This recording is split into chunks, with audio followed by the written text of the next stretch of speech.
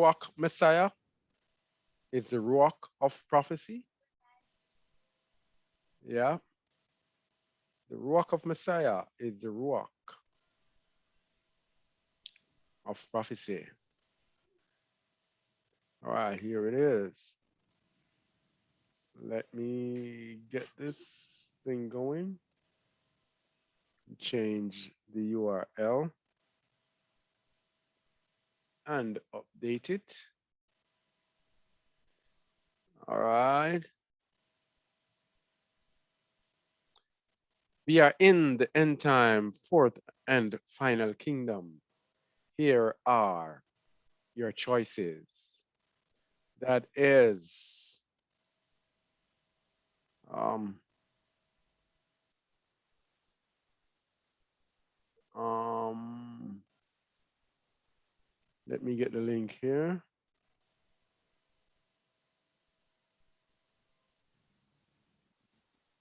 Here are your choices. Okay.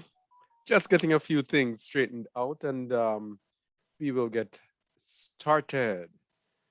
As we said, we continue in the end times. Seems as if we cannot leave the end times alone. Okay, so let me get this link into our chat and then we will be ready. Welcome to everyone who is here today. Welcome to those who are listening on Just a Word Radio.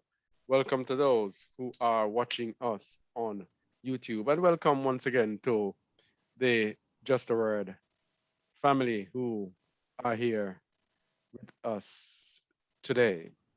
Okay, so we have Brother Shamual there. All right. Shamual. Yes, bro. Oh, just want to make sure you're there.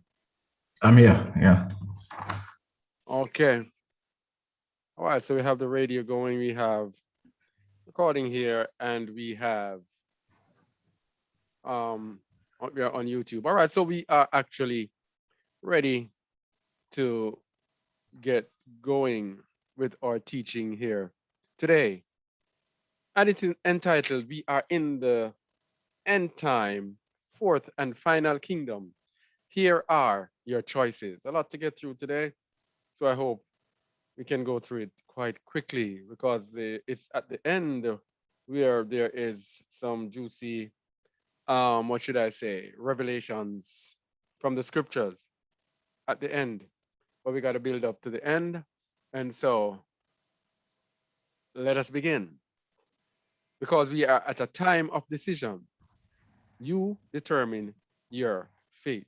The number 10, the number of choices, the perfect number of the Most High is the number 10, and it is the only number in which you can determine what the Most High does. It is a number that relates to, I put before you today, good and evil. Choose good that you and your seed may live. It is the number in which you determine your fate. That is where we are today, the number 10. The end time, fourth and final kingdom, you choose what happens to you. All right. So we're talking about the fourth kingdom. So we gotta give a little background into the fourth kingdom, how we reached to the fourth kingdom. And the fourth kingdom came from four kingdoms that ruled in succession in recorded in scriptures. And these four kingdoms had one thing in common. And they had several things in common. One thing they had in common that they had the children of Yasharal in captivity. And these kingdoms were mega kingdoms on the earth. These were powerful kingdoms on the earth.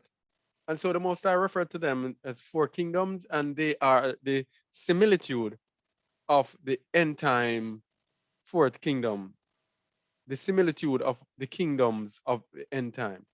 And so there are many kingdoms in our history, but the Most High chose these kingdoms because the characteristics of these kingdoms will pervade throughout history, throughout the history of the world, will continue to affect the history of the world with the same characteristics until the very end times. So he used those four kingdoms as if they were the only four kingdoms on the earth. All right. So let us begin with where these four kingdoms first came from. They came from a dream given to King Nebuchadnezzar of Babylon, which is the first of the fourth kingdom. And Nebuchadnezzar dreamt, and we're going to look at the scriptures later, but we just want to give a graphic illustration before we begin. Nebuchadnezzar dreamt of a head of gold, breast and arms of silver, thighs of bronze, legs of iron, and feet of clay. Now, these came out to be the four kingdoms that succeeded one another. The Babylonian Empire first after Nebuchadnezzar. Then he was deposed by Alexander the Greek. No, he was deposed by Cyrus the Great, who was succeeded by Darius the Mede, and who was succeeded by Artaxerxes in that kingdom. Then we have the Greek Empire, in which Alexander the Macedonian, they toppled the Persians and set up their kingdom, expanded their kingdom. And then we had the Roman Empire. Who was it again? What was his name? They toppled the Greeks eventually, their neighbors, and set up their kingdom. And that Roman kingdom is a kingdom that has been revived in the end times. And it is a kingdom, the last kingdom that has been on this earth for umpteen of years, hidden behind other kingdoms. All right? Hidden behind Great Britain, hidden behind the United States. All right? The children of the Romans, the end time final kingdom. And another thing that these kingdoms have, and you will see, is the size. Over time, these kingdoms keep getting bigger and bigger. You're going to see it from the maps. They keep getting bigger and bigger until the end time kingdom is a kingdom that is gobbled up the entire earth. All right? So progressively, Satan expands because he works through these kingdoms, because the earth is given into the hand of the wicked. So whenever there's a world power that is ruling, that world power is in the hand of the wicked, is in the hand of Hasatan. So let's look at the kingdom of Babylon on the map. That was the Babylonian Empire. Okay, relatively small compared to the rest of it. It encompasses part of what we call Turkey today, and Iraq and Syria, what they call Israel today, and the Jordan and parts of Egypt. All right. All right. And this Babylon was the head of gold. Please mute your mic, please, Daniel, if you're not. Daniel 21, 2, 3, 31 to 38. Let's look at Babylon, the head of gold, who is the lion. Daniel 2, 31.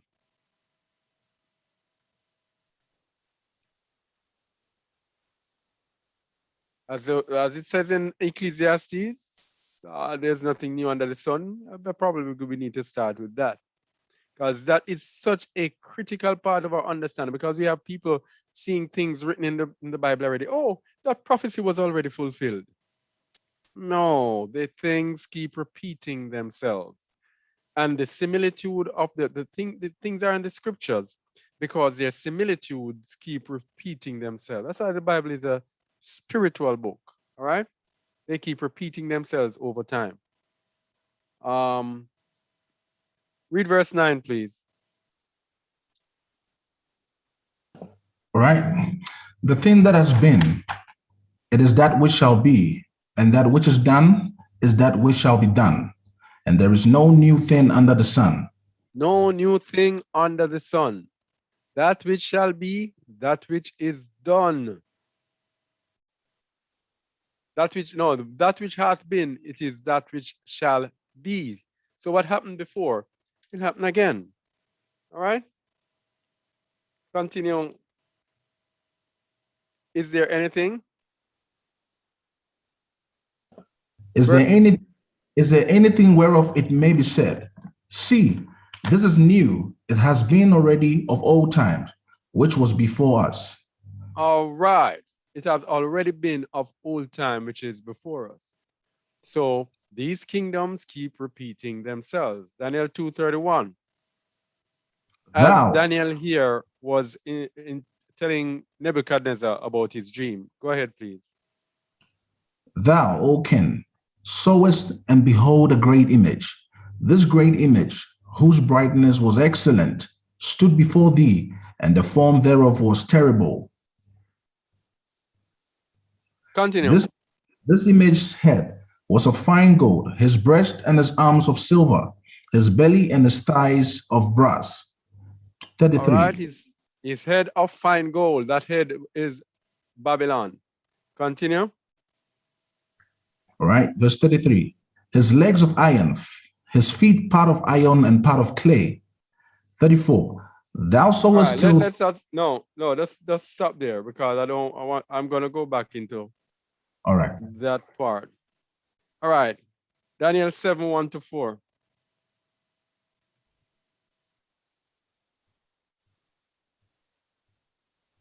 Read, please.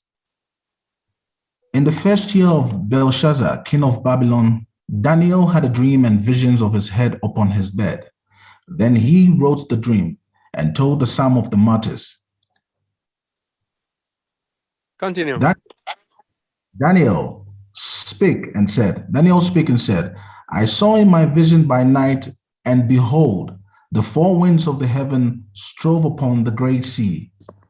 All right. And we know that great sea is the sea brings out the sea monster, who is Leviathan, who is the dragon, which represents Babylon. Satan. Okay? Yeah. Verse 3. And four great beasts came up from the sea, diverse one from another. The first. The first was like a lion, and had eagle's wings. I beheld till the wings thereof were plucked, and it was lifted up from the earth, and made to stand upon the feet as a man, and as a man's heart was given to it. This is Babylon. Okay, we won't go into the intricacies of these things, but just telling you the kingdoms because we are concentrating on the fourth kingdom. So I just want to lay the foundation for the kingdom. So this is Babylon itself. All right.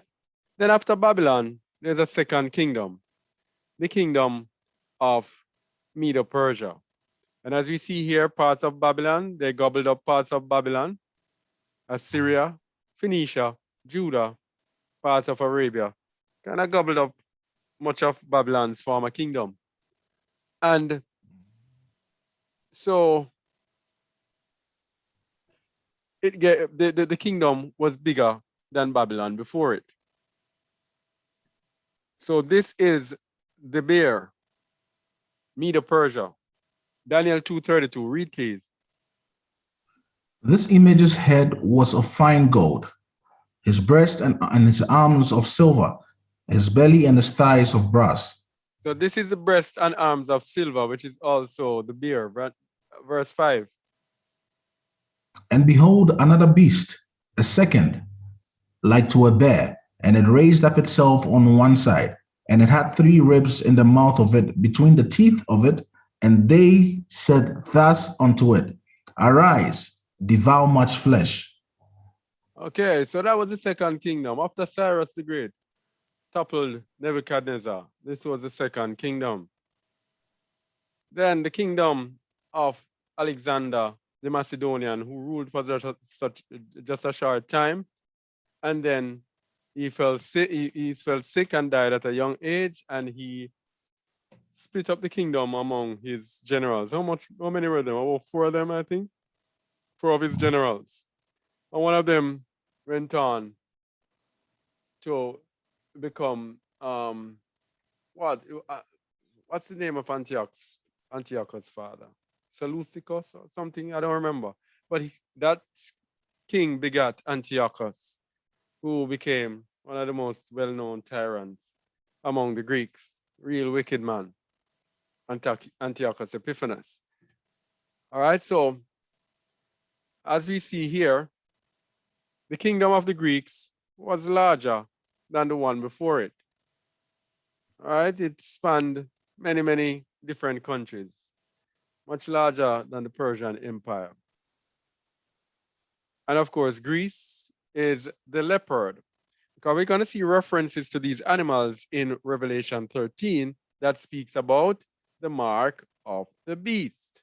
Because as we said, there's nothing new under the sun. That which has been is that which shall be. So these same kingdoms are going to manifest themselves in the end times. Revelation 13, mark of the beast. So Greece, the leopard. Read Daniel 2:32, please. This image's head was of fine gold, his breast and his arms of silver, his belly and his thighs of brass. All right, his bellies and his thighs of brass. That's where we are now, his belly and his thighs. So the brass is the leopard. Daniel 7, verse 6. Read, please. After this I beheld, and lo, another, like a leopard, which had upon the back of it 4 wings of a fowl. The beast had also 4 heads, and dominion was given to it. All right. So the four there, I think Alexander split it up with four of his generals. I'm not 100% sure, but I think that's where the four comes from. But anyway, the Greeks, they were followed by their neighbors, their close relatives, the Romans. All right. And here we have the Roman Empire. And we see it is much, much, much larger than the Greek kingdom, because the Greeks here are in the middle here. In the red, you have Italy, and right to the right over here, you have Greece, and you have the islands of the sea. Over here, you see how much larger the Roman Empire became. So the Roman Empire was the fourth kingdom, which is the fourth beast. The fourth beast. Daniel 2:33-45. Let's get some scripture now. Now, this Roman kingdom it holds the prize. Yeah. The most resilient kingdom. In some shape or form, it rears its head. And even today, Rome rules the world. Democracy and all of those things, all other things, those stadiums and all of those things came from out of Rome. Senators, Rome. Rome, the fourth kingdom, the fourth beast. Daniel 2:33. All right. Read, please. His legs of iron, his feet part of iron and part of clay. So we see them being resilient because his legs of iron, but his feet now were also of iron. That is the Romans. So they had their kingdom and then they came back again. But this time, their kingdom is not only of them.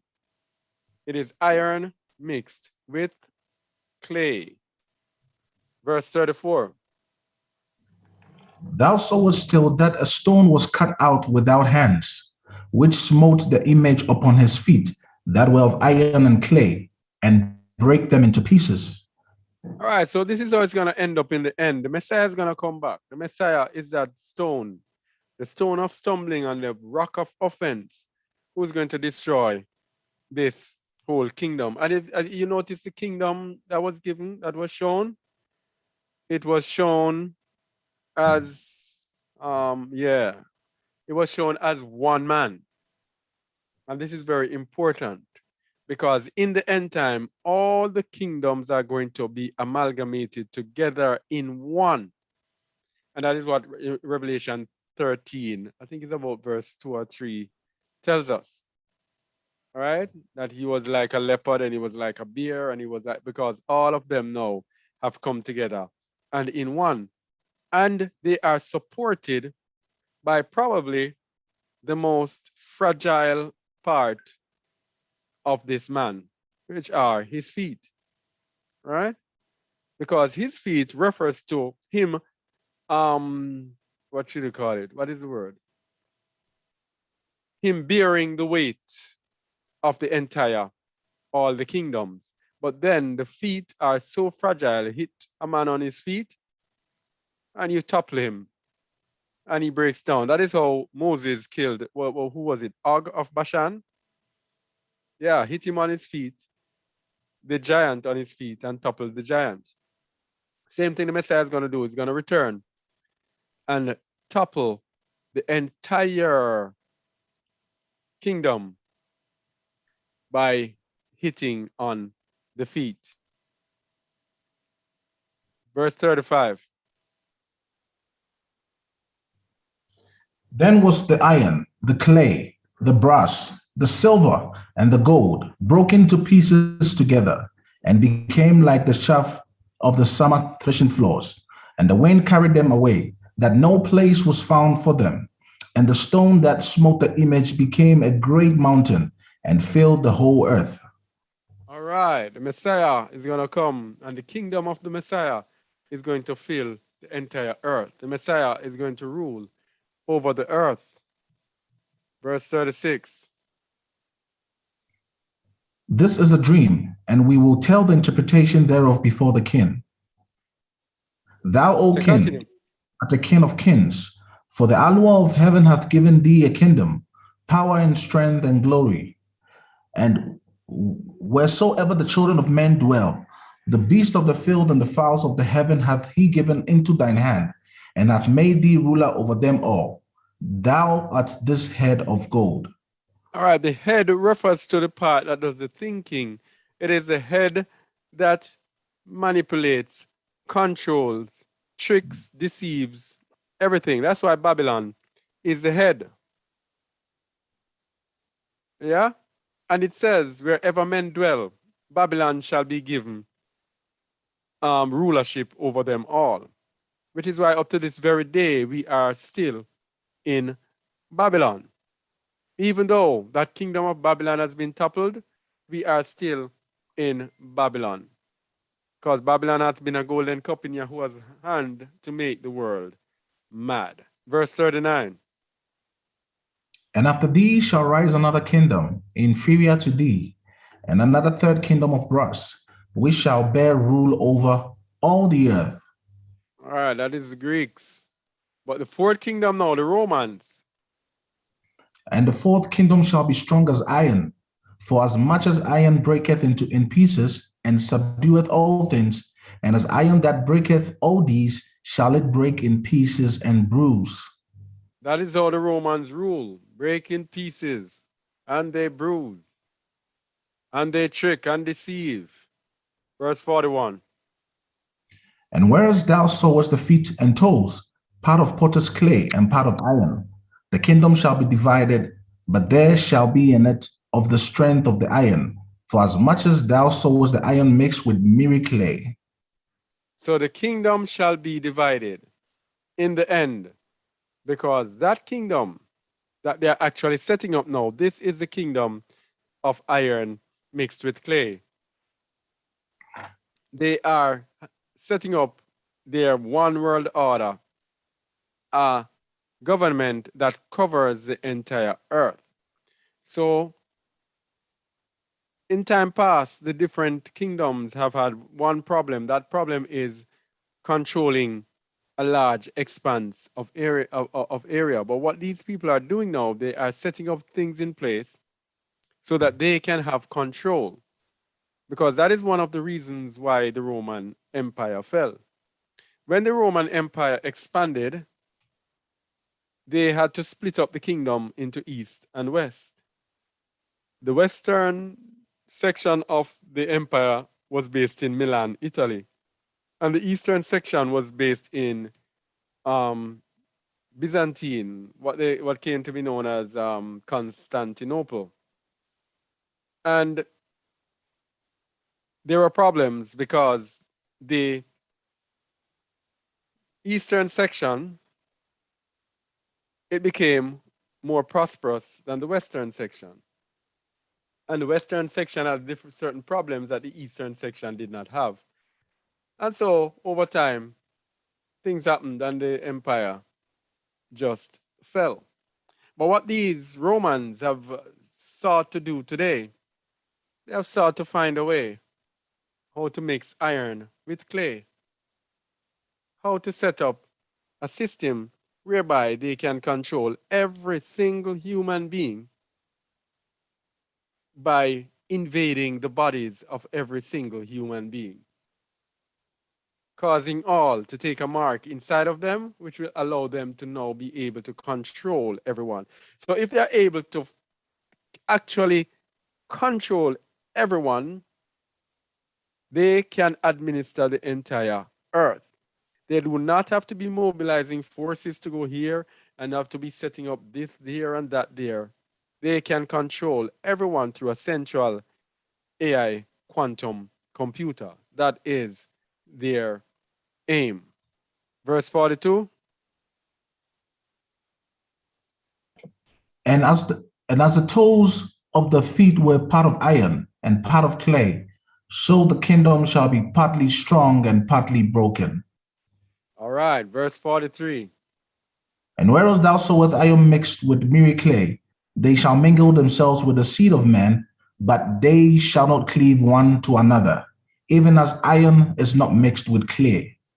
All right, here's it telling you, prophesying from in the time of Daniel, they shall mingle themselves with the seed of men. They shall mingle themselves with the DNA of men. But it's not going to work. It's not going to work. Just as how iron is not mixed with clay, they cannot and will not, and the Most High will not allow them to succeed with what they're doing with the DNA of the seed of men. Because round about this time, and this is what we're telling people, we do not have much time for the end. People who are taking this mark of the beast substance, thinking that they're going back to normal, thinking about traveling, thinking about school, thinking about work, thinking about that, you are wasting your time. Because, read verse 44, bro. Okay, verse 44. And in the days of these kings shall the Allah of heaven set up a kingdom which shall never be destroyed, and the kingdom shall not be left to other people, but it shall break in pieces and consume all these kingdoms, and it shall stand forever. All right.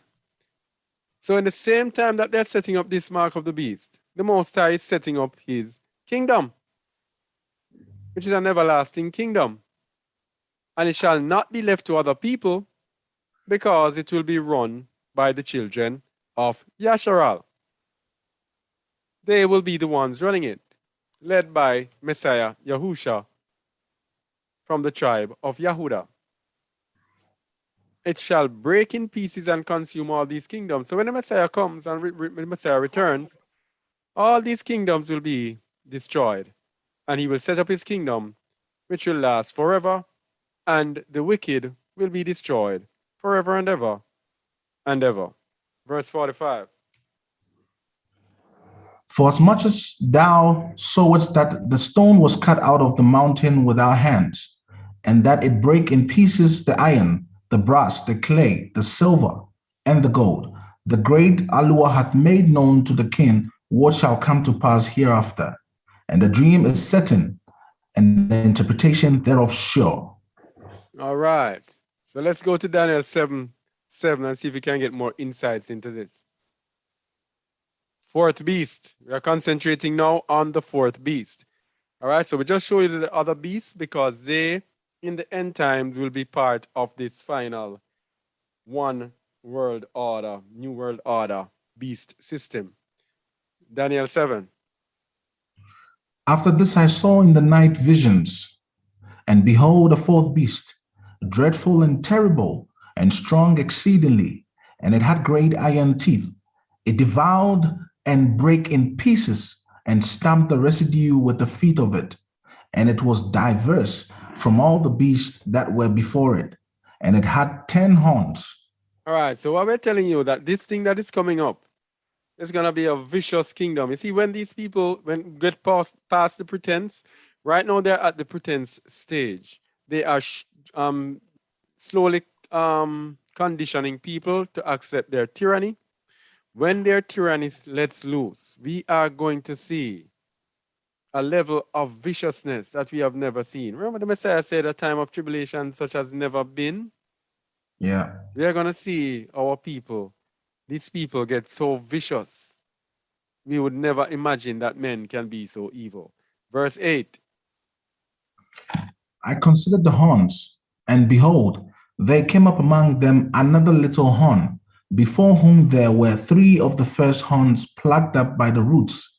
And behold, in this horn were eyes like the eyes of man, and a mouth speaking great things. All right. That's a little difficult to go into right now. Verse 9. I beheld till the thrones were cast down, and the ancient of days did sit, whose garment was white as snow, and the hair of his head like the pure wool. His throne was like the fiery flame, and his wheels as burning fire. All right, the hair of his head was what? Pure wool. Like the pure wool. So tell me something. Which people's hair are like pure wool? The Negro. Oh. You see, we're made in the similitude of the Most High. Yeah. Yeah. What did he say? I'm a father unto Yasharal, and Israel, Yasharal, is my firstborn. Mm. Yes? Yeah. Just as how the Messiah, his son, was made in his image, Yasharal was also made in his image. I just want people to understand that. So when Yeah. they talk about what the Messiah looks like and what the people look like, people are, oh, it's racism, racism. It's the truth. The truth is the truth. Uh, The Most High they, is in the similitude of a Negro, and his children are Negroes. Not saying that all Negroes today yeah. are his, or only Negroes are his, but just have to make that known. You were saying something, bro. No, I'm saying they say he's spirit, so he does not have color. But when you see him spiritually, he manifests himself Yeah. as a Negro. Why would he manifest himself as a Negro? And why would his son manifest himself as a Negro? Why is it important for them to manifest themselves? Why is it important for Daniel to state how and what his head looked like? Why did the Most High reveal that aspect to Daniel if it wasn't important? Yeah. And also, brother, say, um, Yeah, there could be more to his dream that he did not bring out. So exactly. he bring out what is very important. Yep. And All right. funny enough, the scriptures also say that we shall see him in his glory when he returns. So Yeah, since whatever he looked like on earth before he left, he will return looking the same. exactly. Exactly.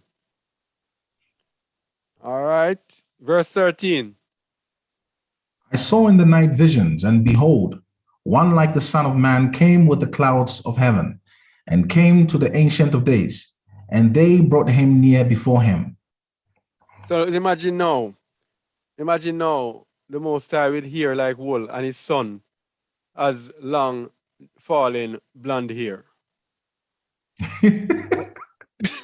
That would sound what they call today as jacket. Yes, jacket. Yeah. Verse 14.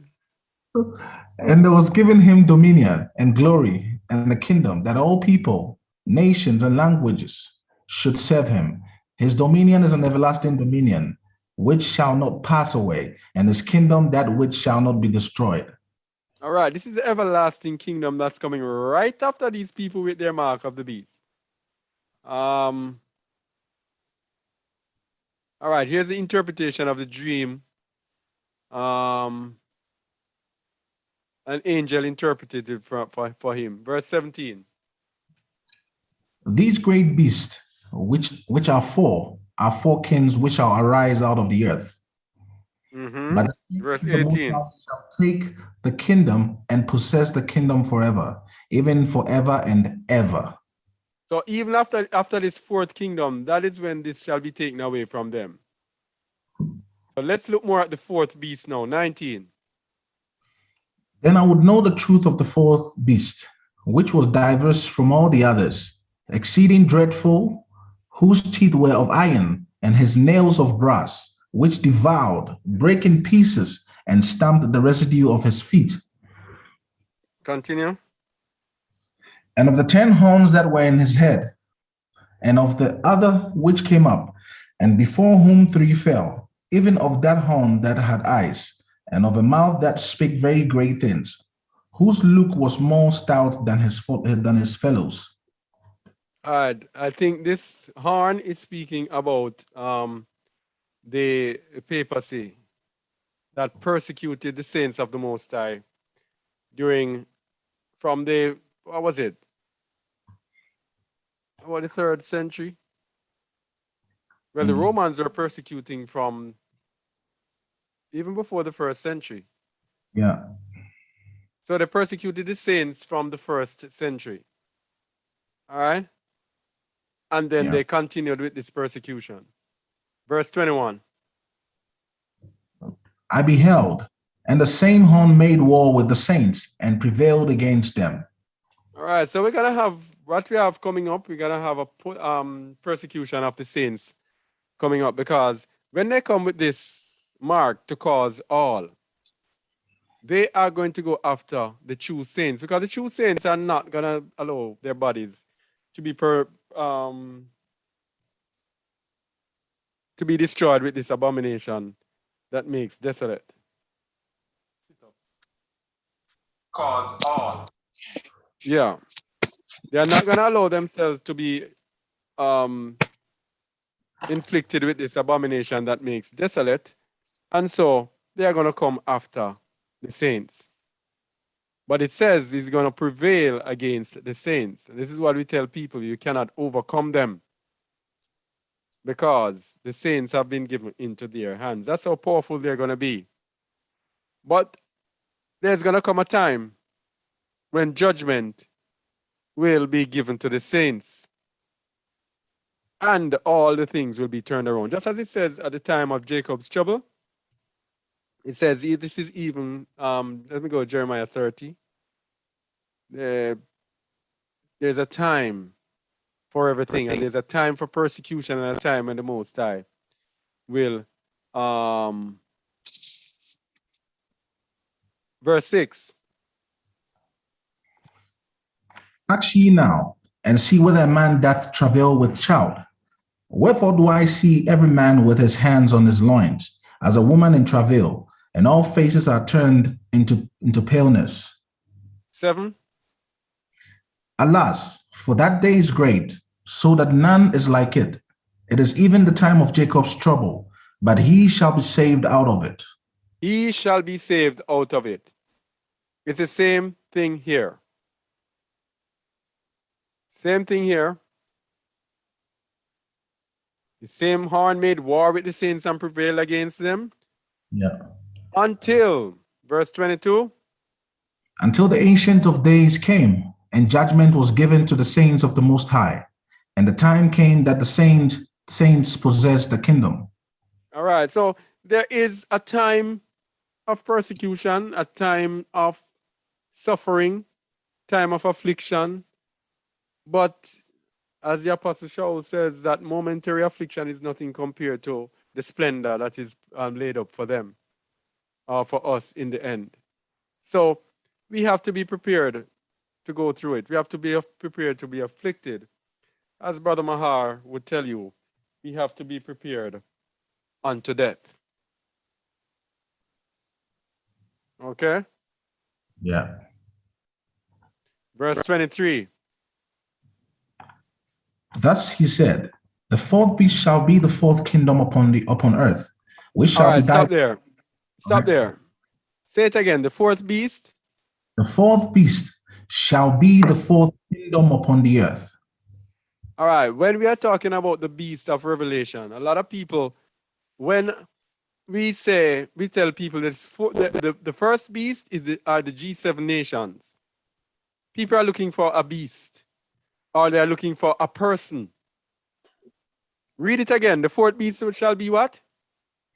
The fourth beast shall be the fourth kingdom upon the earth. So the beast is a kingdom. Mm. Right, bro? Yeah, very clear. So that's why we're telling people that the first beast of Revelation, these are the G7 nations, the beast of seven heads, the seven nations that are ruling the earth. That is the first beast. Sure, there's going to come a leader, but the beast is the kingdom that is comprised of the seven leading kingdoms on the earth. Read 23 again. Thus he said, the fourth beast shall be the fourth kingdom upon the earth, which shall be diverse from all the kingdoms, and shall devour the whole earth, and shall tread it down and break it in pieces. Shall do what? Devour the? Whole earth. This is a new world order.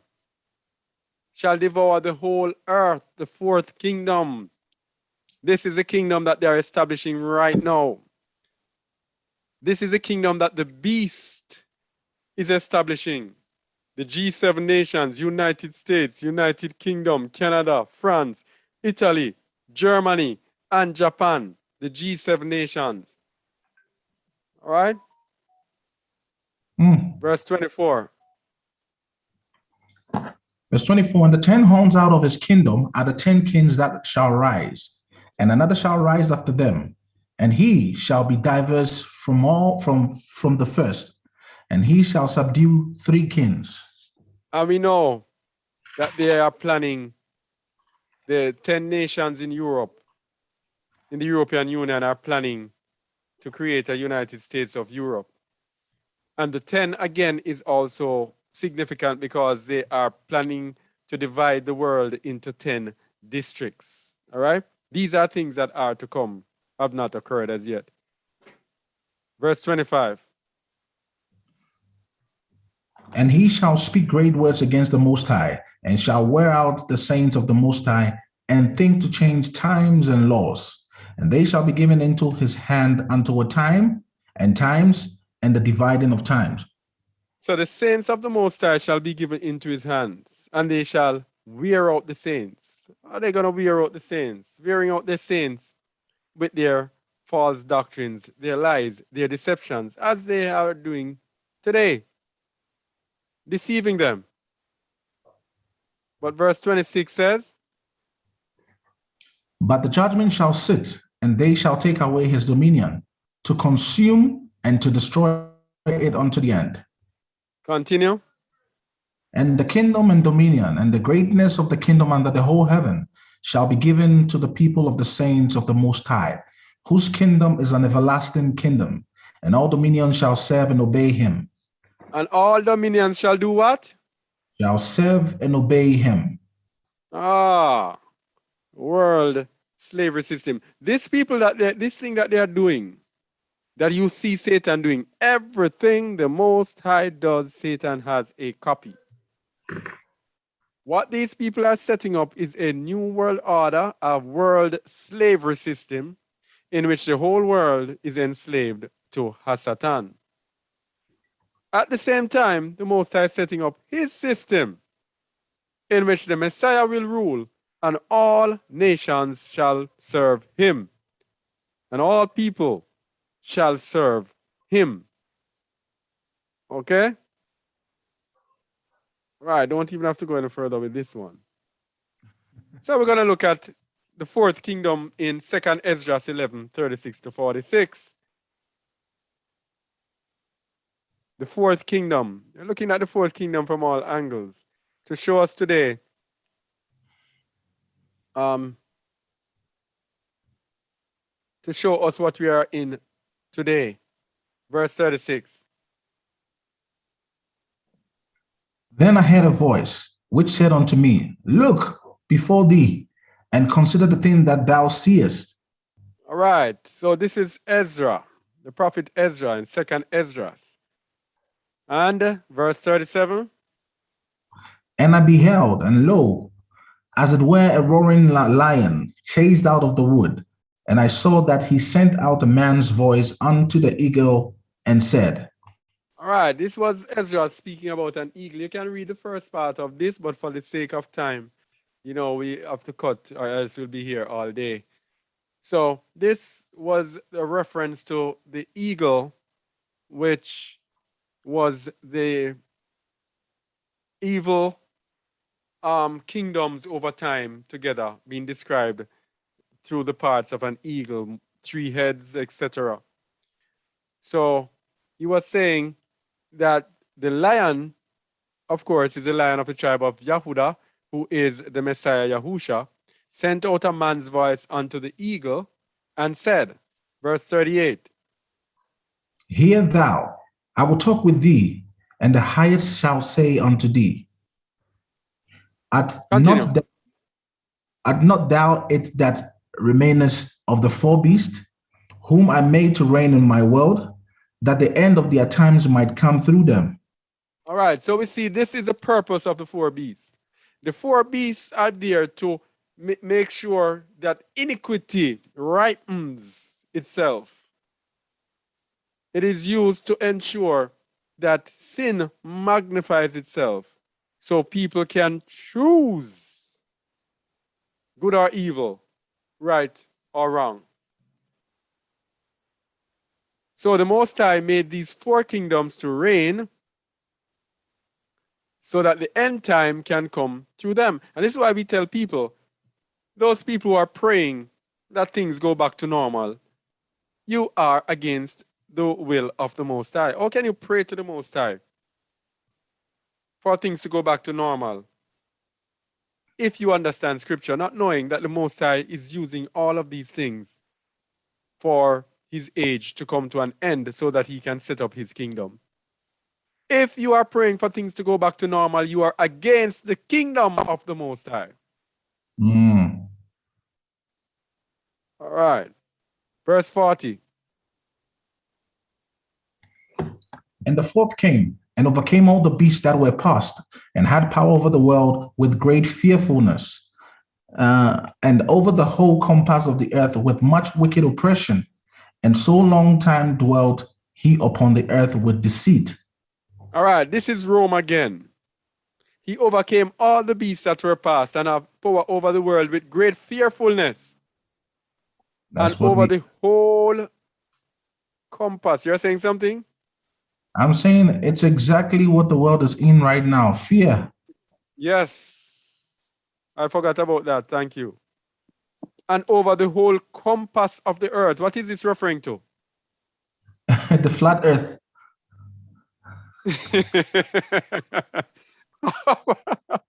Apart from that, the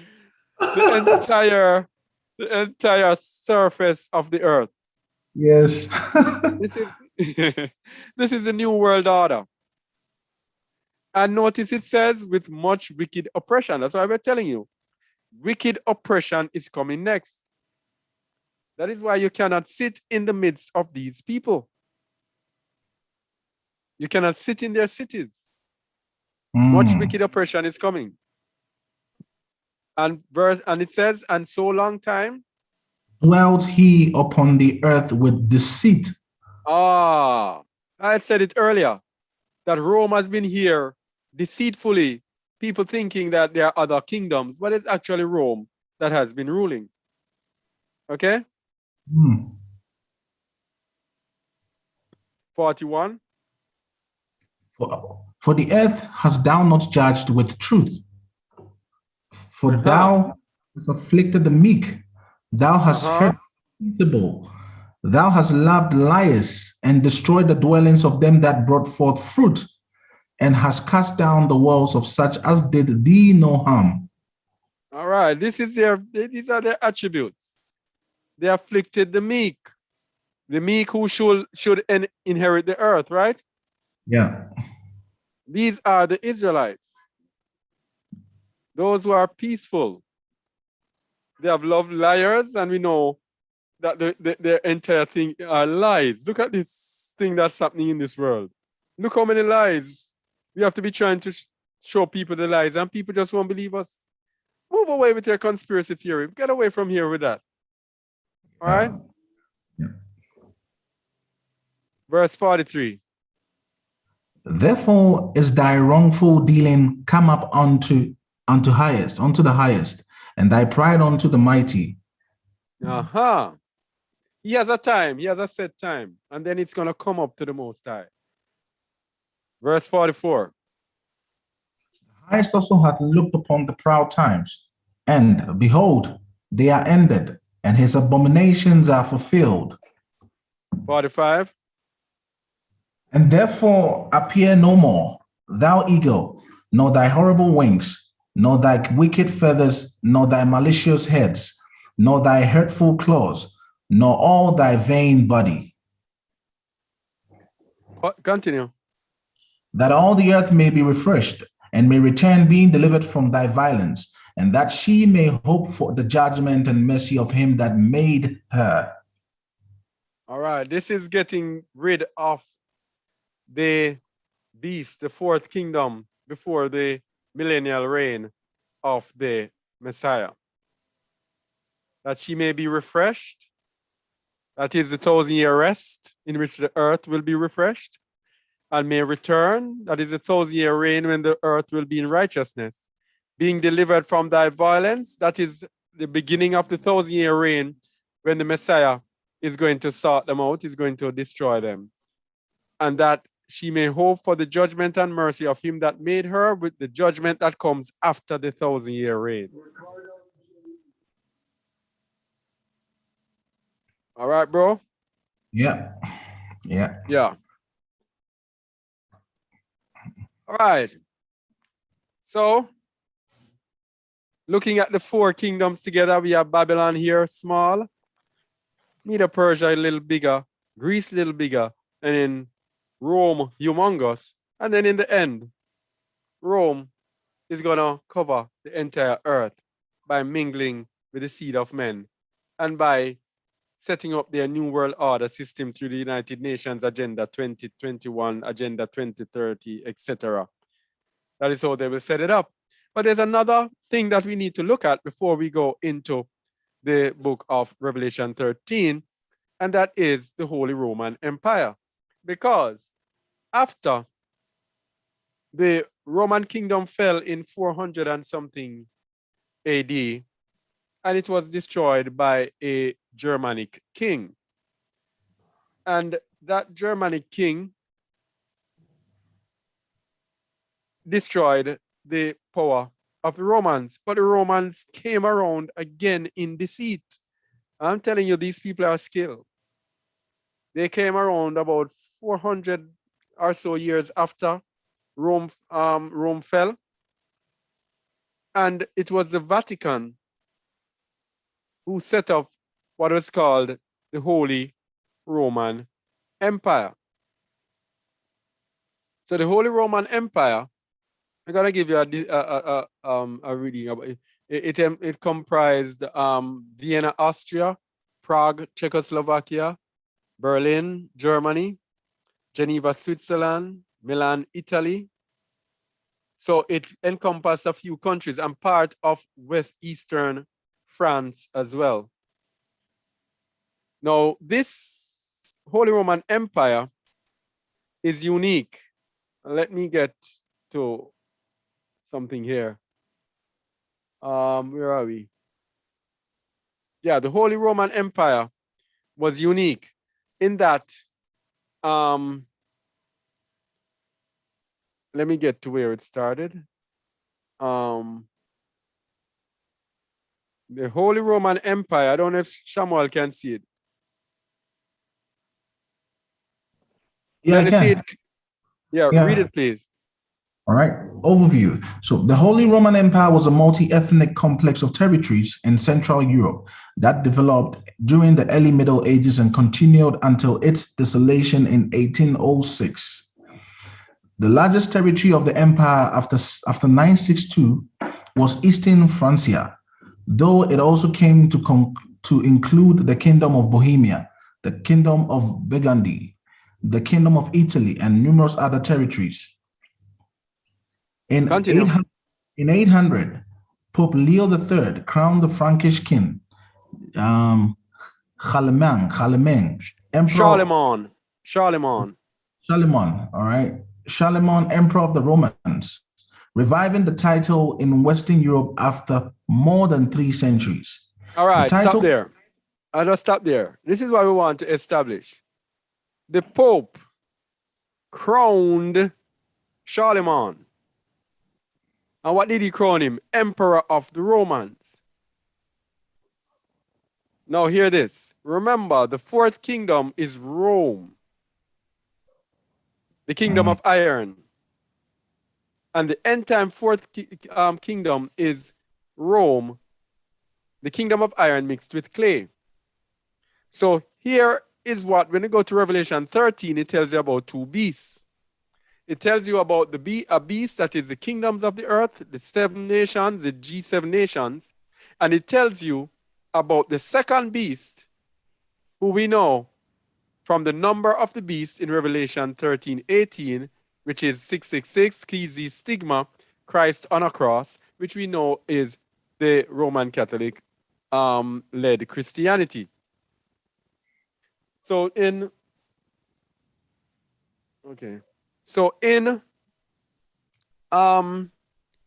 Revelation 13, the beast, the second beast, the religious beast, causes all to worship the first beast. It is the same thing in the Holy Roman Empire. The Pope crowns the beast, crowns the king, and causes all to worship and honor the king. All right? yeah. So one thing I want to look at is the king of the Romans.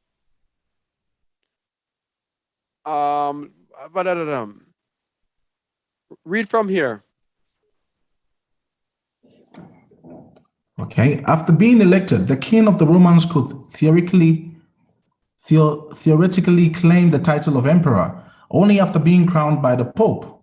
In All many right. cases, All right. That's all I want. Only after being crowned by the Pope. So when we go into Revelation and we see of this beast that sits upon, of this woman that sits upon the scarlet colored beast, it is the same principle here. Here we have the woman, the papacy, sitting upon the beast, sitting upon the Roman Empire by crowning the emperor. It's the same thing today. The papacy is here legitimizing and giving power and leading people, Christianity leading power to the beast, which is what is happening in this injection thingy. The churches are spearheading, leading the way, vaccine centers of injection, and they are going publicly encouraging their followers to worship the beast, which is to take the mark of the beast. But let me continue. Don't want to think I'll be expounding on that. So let's go to Revelation 13 and look at the beast of Revelation 13. And we always have to start by doing this Matthew 4:8-9. You all should know it by heart and must be tired of it, but we have to lay this foundation so it's in the back of our heads so we understand exactly what is happening. Same thing with the Holy Roman Empire. All right? Satan gets worship, and so he delivers the kingdom of the earth. Read, please, bro. okay. Again, the devil taketh him up into an exceeding high mountain, and sheweth him all the kingdoms of the world, and the glory of them, and saith unto him, All these things will I give thee if thou wilt fall down and worship me. All right, so it's the same thing with the Pope crowning in the Holy Roman Empire. Worship to the Pope, okay? And then the kingdoms are empowered. Man is given the kingdom. That is the similitude, and that is the same similitude in Revelation 13 and Revelation 17, which we are going to look at. All right, so let me go there quickly. You'll have to try and keep up, Ziona, because time, I have to consider time. Oh, this one isn't done well at all. Revelation 1:31. Revelation 13, 1 to 12.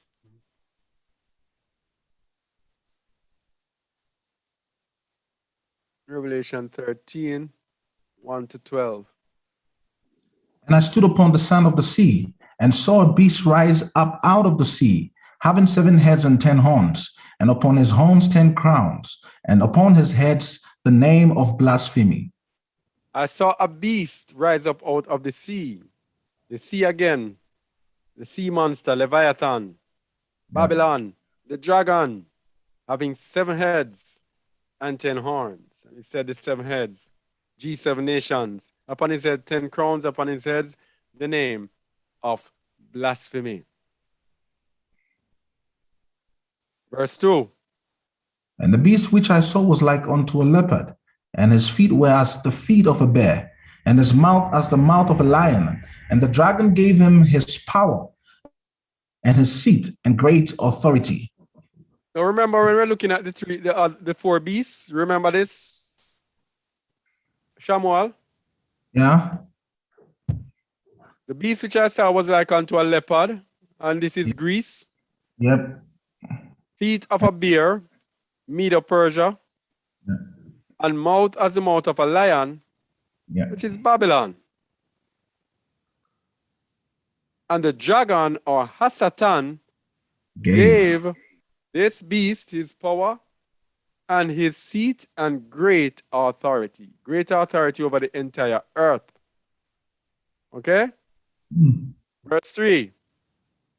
And I saw one of his heads as it were wounded to death, and his deadly wound was healed, and all the world wondered after the beast. How is its deadly wound healed? This is Rome reviving himself once again. The deadly wound that Rome had, that looked as if Rome was dead. No, Rome is not dead. And guess what? When this beast revives, all the world wondered after the beast. And that's what is happening today.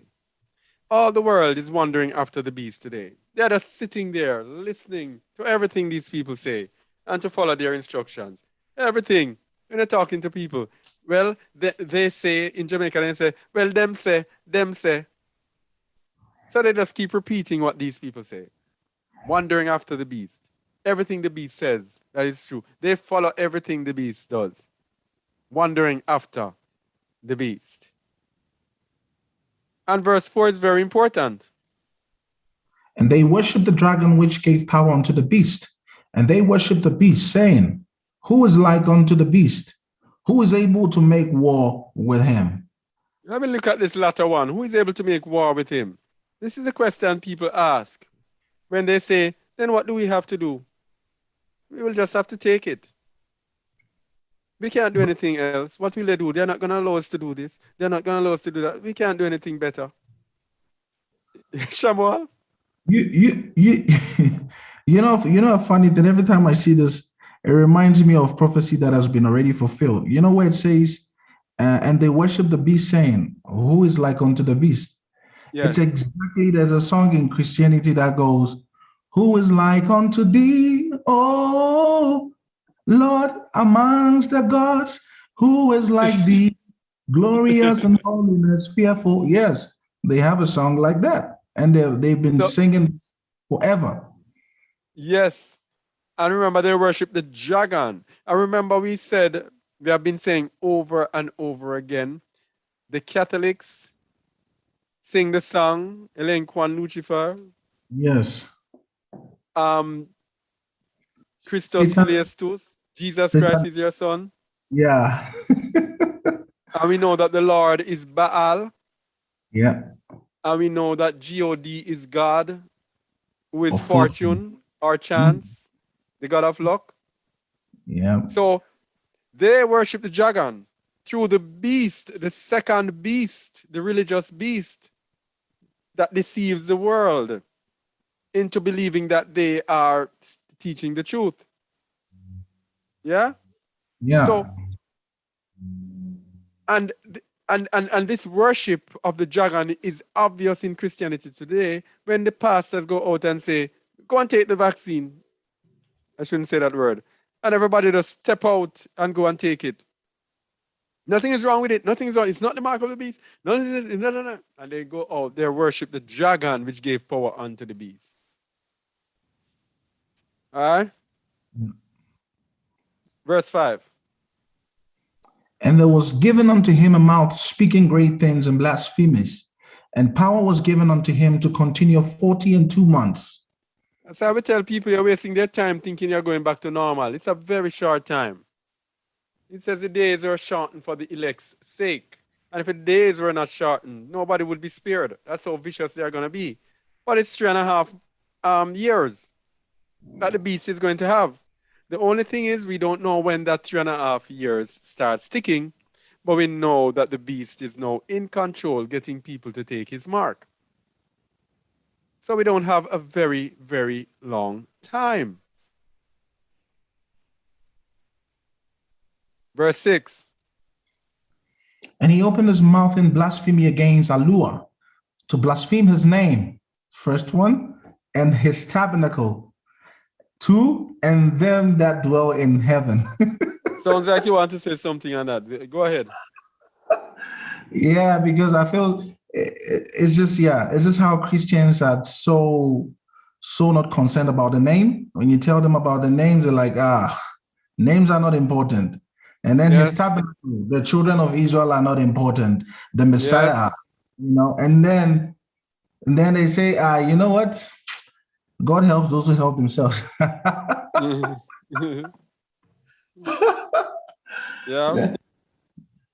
No, yeah. So they blaspheme his name every day, by refusing the true names that has been revealed.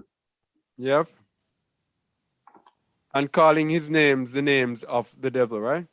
Yeah, yeah, yeah. Which we are commanded not to do. Thou shalt not Yep. use Yahweh's name in vain, the Most High's name in vain. Yeah. All right, verse 7. And it was given unto him to make war with the saints and to overcome them. And power was given him over all kindreds and tongues and nations. So you see what the Most High is doing. The Most High has given him all the power. So people seeing this thing happening today and they don't understand what's happening. They have been given power over the saints so that he even can overcome the saints. And he was given power over everyone, all kindreds and tongues and nations. And verse 8 says, And all that dwell upon the earth shall worship him, whose names are not written in the book of life of the Lamb slain from the foundation of the world. all right. It says, all that dwell on the earth shall worship him. Where are we now? I think I had, what did I, okay, we're going to look at that further down. It's further down, I have that. All right. Should I go over to Revelation 17? I didn't really want to go. Let me just get a first part of 17. Because I really Mhm. want to ensure that I get to do the last part. Uh, Um, so, yeah, go ahead. can we go back to verse 8, please? I just got a question there. Yeah. Uh, um, where it says, and all that dwell upon the earth shall worship him. So they're worshiping him in this case, as it is happening now. It's as all are taking the mark of the beast, right? Would it refer that way? Yeah. It's a Yes, question. yes. Oh yeah, yes. You worship him. It looks like I have to go there. I had it down further down to explain worship, Okay. and it seems like the Most High is telling me through you that no, it's at the wrong place. You need to get it up. So let me get it up.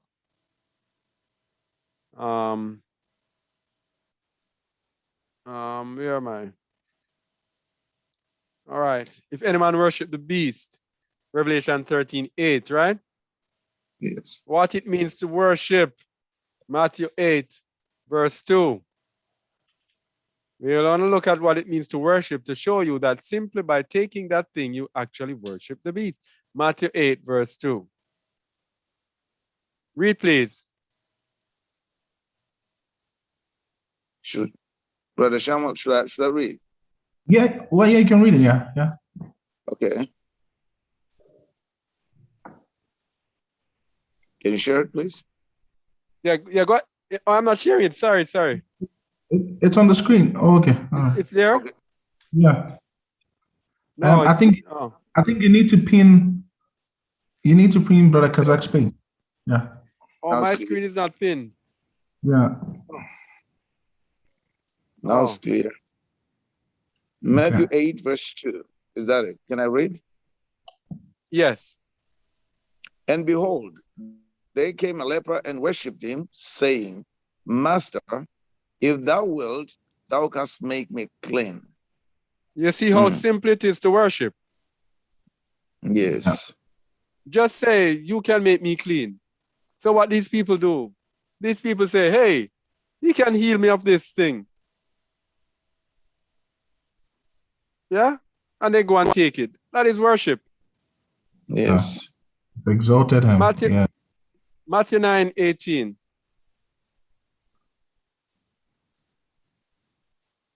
Remember, the Bible was not written with our Western mindset, our way of thinking, our way of talking in mind. It was referring to the Hebrews. Read, please. Matthew chapter 9, verse 18. While he spake these things unto them, behold, there came a certain ruler and worshipped him, saying, My daughter is even now dead, but come and lay thy hand upon her, and she shall live.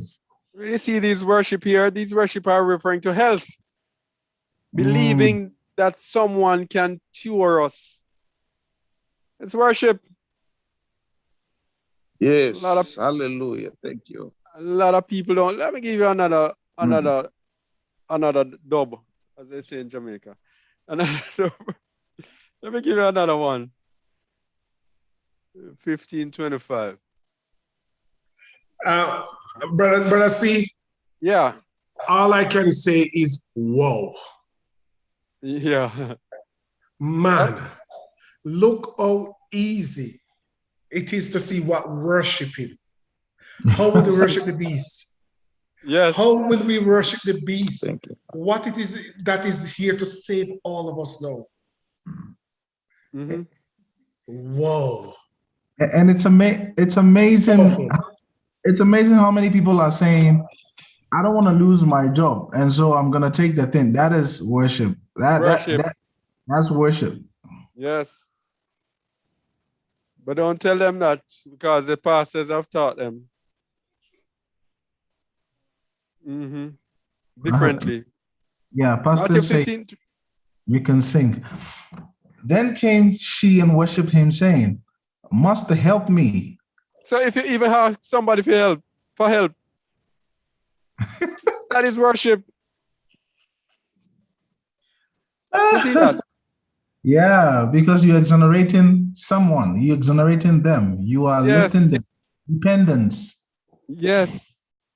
So match that up now with this injection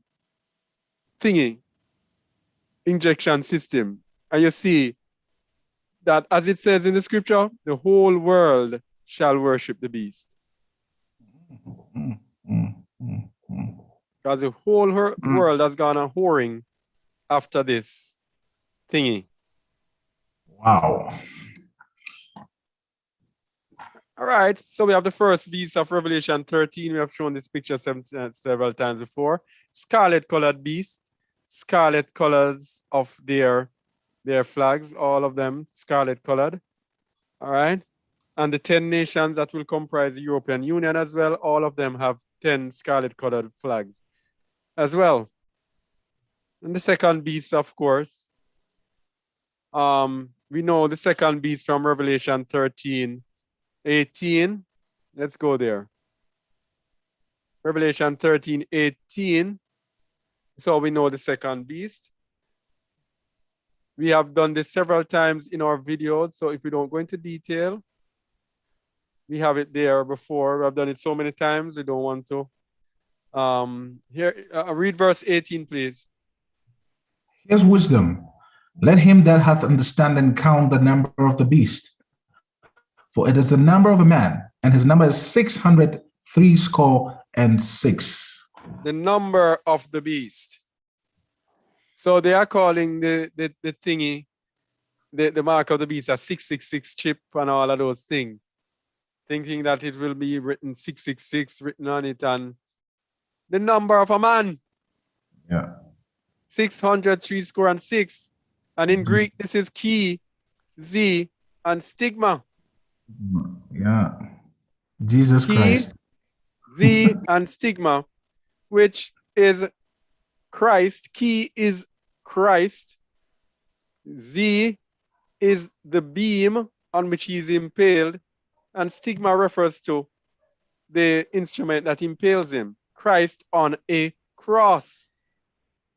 No, Z is a cross beam, yes. Christ on a cross. The number of a man. The man is Jesus Christ. So we see here the Pope kissing the Jesus Christ on the cross. Them bowing to the Jesus Christ on a cross. This is the number of a man. And this is what shows you the second beast of Revelation, the harlot, and her daughters, because the rest of Christianity also embraced Christ on a cross. That's why when we are reading here, we don't say any cross. We say the stake, an upright pole, a tree. We don't use cross. We don't deal with cross, because this is paganism coming straight from even ancient days, Egypt, through the ankh that we see so many people wearing today. All of those things come from the beast. So we see the different Protestant churches.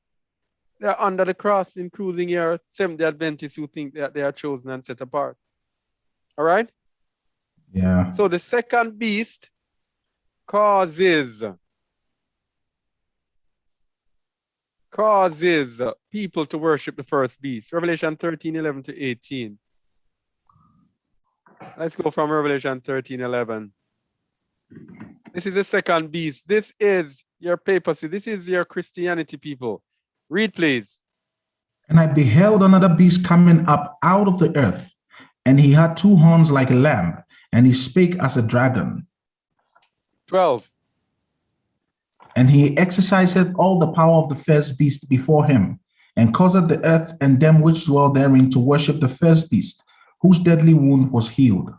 Remember, we said just like the Holy Roman Empire, when the Pope crowned the king, the Pope crowns the G7 nations today, encouraging people to take the mark that is coming from them.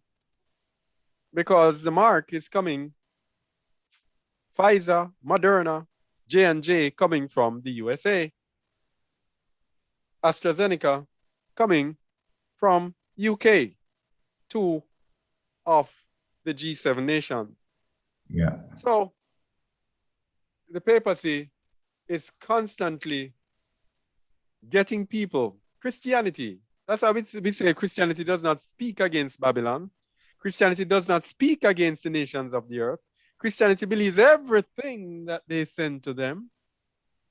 Christianity follows everything and promotes and pushes everything they send to them. Every scientist, Christianity believes scientists more than the Most High because of them. Christianity causes people to worship the beast. If you want somebody to honor these wicked countries and nations in the world, get a Christian. You're not going to get a Christian to be fighting against the nations of this earth and telling you that they are evil. When you tell them that the earth is given in the hand of a wicked, Job 9:24, you never hear a Christian repeating that. Yes? Yes. Never. You hear them working, going against the nations of the earth and saying that they are wicked. Well, you have some renegades that I'm seeing the other day that are actually saying about wicked Satan on this earth and everything. They don't actually vilify them, but they just give it an umbrella and say Satan. Yeah. Verse 13.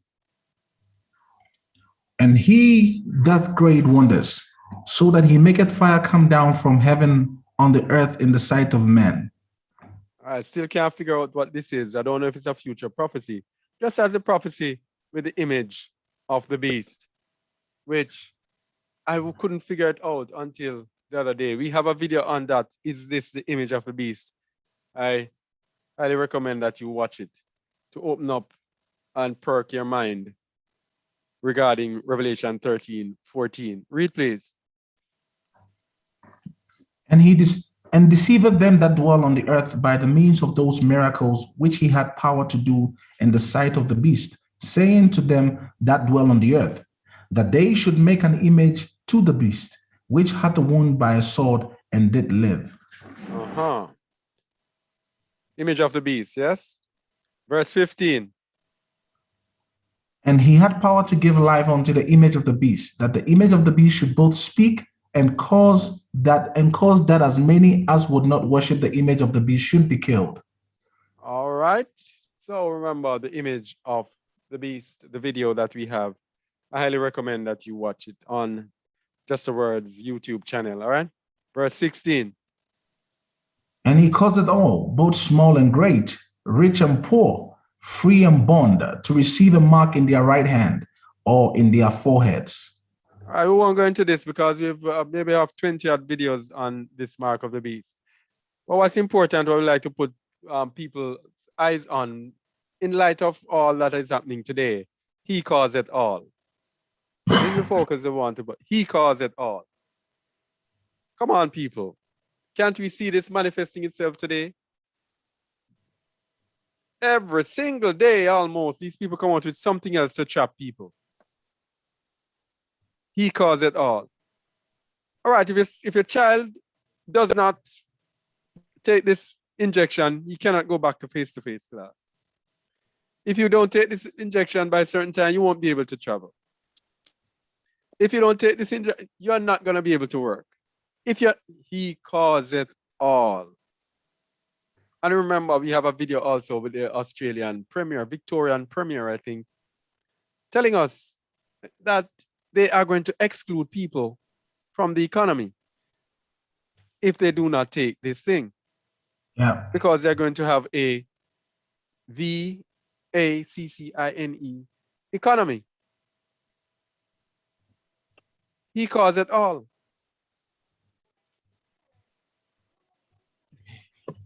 My daughter, Ziona has reminded me that robots can spell. So it doesn't make any sense I even spell it, right? Yeah. Yeah. So they are causing all by putting stumbling blocks and roadblocks in your way. And those roadblocks are going to get higher and higher, stronger and stronger until you're penned up in a corner, as long as you are in a position where you depend on them. All right? Yeah. Verse 17. Sorry, Mercy, just one quick note. Yeah, Prime Minister of the country that I'm in says that by the ending of October, none of the citizens and residents will be able to take a plane or a train without the passport. Cause it all. So he's going to cause you. He don't put a gun at your head. He will not drag you. He will only cause. So you have to take a plane. You got to take the train. Even in the city, we have called it C train. You will not be able to do that unless you have a passport. So he calls you. Yep. And that's exactly what the prophecy said. He caused. Yes. Mm.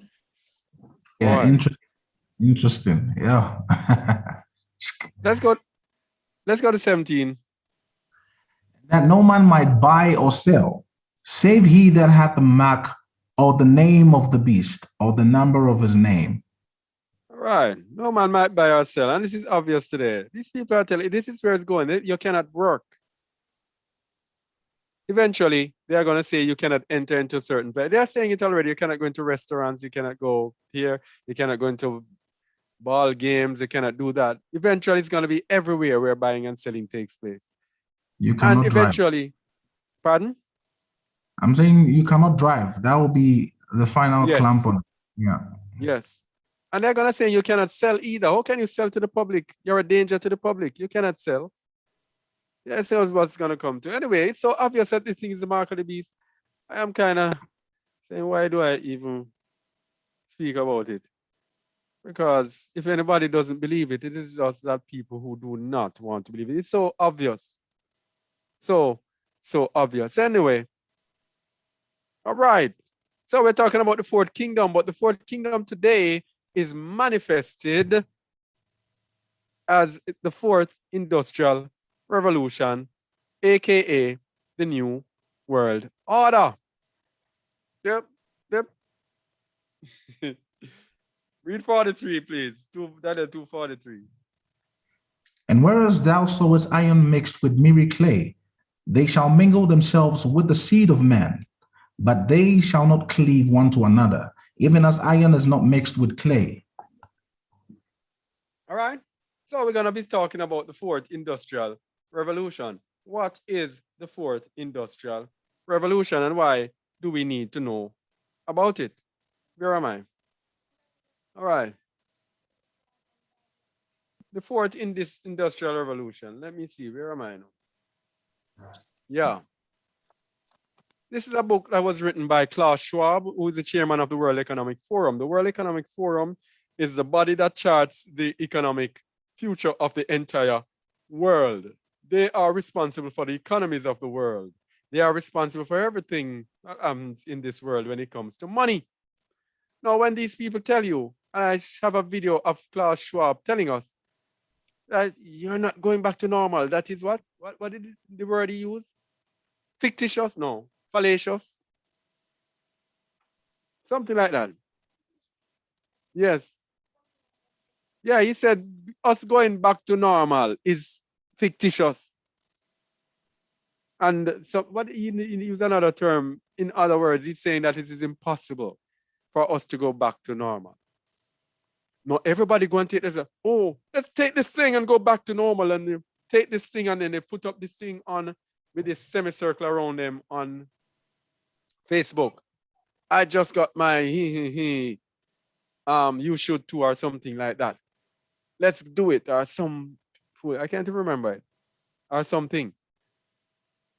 Foolishness. You're crazy. Klaus Schwab says you're not going back there.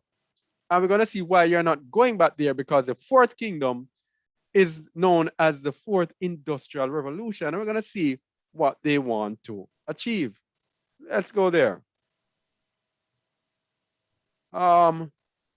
Ubiquitous mobile supercomputing, intelligent robots, self-driving cars, neuro, technological, brain enhancements, gene editing. The evidence of dramatic change is all around us, and it's happening at exponential speed. Gene editing. This thing that they're putting inside of you is a gene therapy.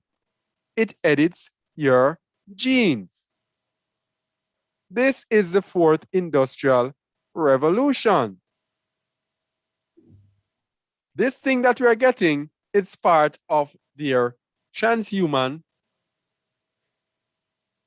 their aim of getting us to merge digitally and physically and biologically with their central artificial intelligence system. This is the mark of the beast, people. Professor Klaus Schwab, founder and chief and executive chairman of the World Economic Forum, has been at the center of global affairs for over 4 decades. He is convinced that we are at the beginning of a revolution that is fundamentally changing the way we live, work, and relate to one another, which he explores in his new book, The Fourth Industrial Revolution. This is why he doesn't want you to go back to how it was. All right? Previous industrial revolutions liberated humankind from animal power, made mass production possible, and brought digital capabilities to billions of people. This fourth industrial revolution is, however, fundamentally different. It is characterized by a range of new technologies that are fusing the physical, digital, and biological worlds, impacting all disciplines, economies, and industries, and even challenging ideas about what it means to be human. Transhumanism. These people, this thing that people are putting inside of them in this fourth industrial revolution is, oh boy, it's a gene therapy, people. It is gene therapy. It is making mankind into a computer. And we were told that by, what is this? By Moderna. Let's see what Moderna told us. This company called Moderna. All right. Moderna calls it their operating system. No. I hear Klaus Schwab say they want to fuse my physical, my digital, and my biological identity. Then I hear Moderna come and describe their thing that they want to put in you, their injection, as an operating system. Come on. Come on, people, man. Wake up. They're putting a computer inside of you. They're making you into a computer. This is the mark of the beast. Our operating system. Shamuel, could you read this, please? Right. Recognizing the broad potential of mRNA science, we set out to create an mRNA technology platform that functions very much like an operating system on a computer. So you tell me something, you're going to put something inside of you. Functions very much like an operating system on a computer. It is technology that they're putting inside of you. That is no V. That V thing, that joke, that injection. That's not it. Continue. It is designed so that it can plug and play interchangeably with different programs. In our different case, what? Programs. Different program. Come on, people. Softwares. Software. You are now a host computer that on which software can be run. Read it, please. In our case, the program or app is our mRNA drug, the unique mRNA sequence that codes for a protein. Come again. Let us look at it again, because we know a little bit about computer and we know a little bit about networking and all of that. The program or app is our mRNA drug. So if the app is the mRNA drug, what does the app run on? It runs on a device, right? Yeah. So what is the device? The device is the human body.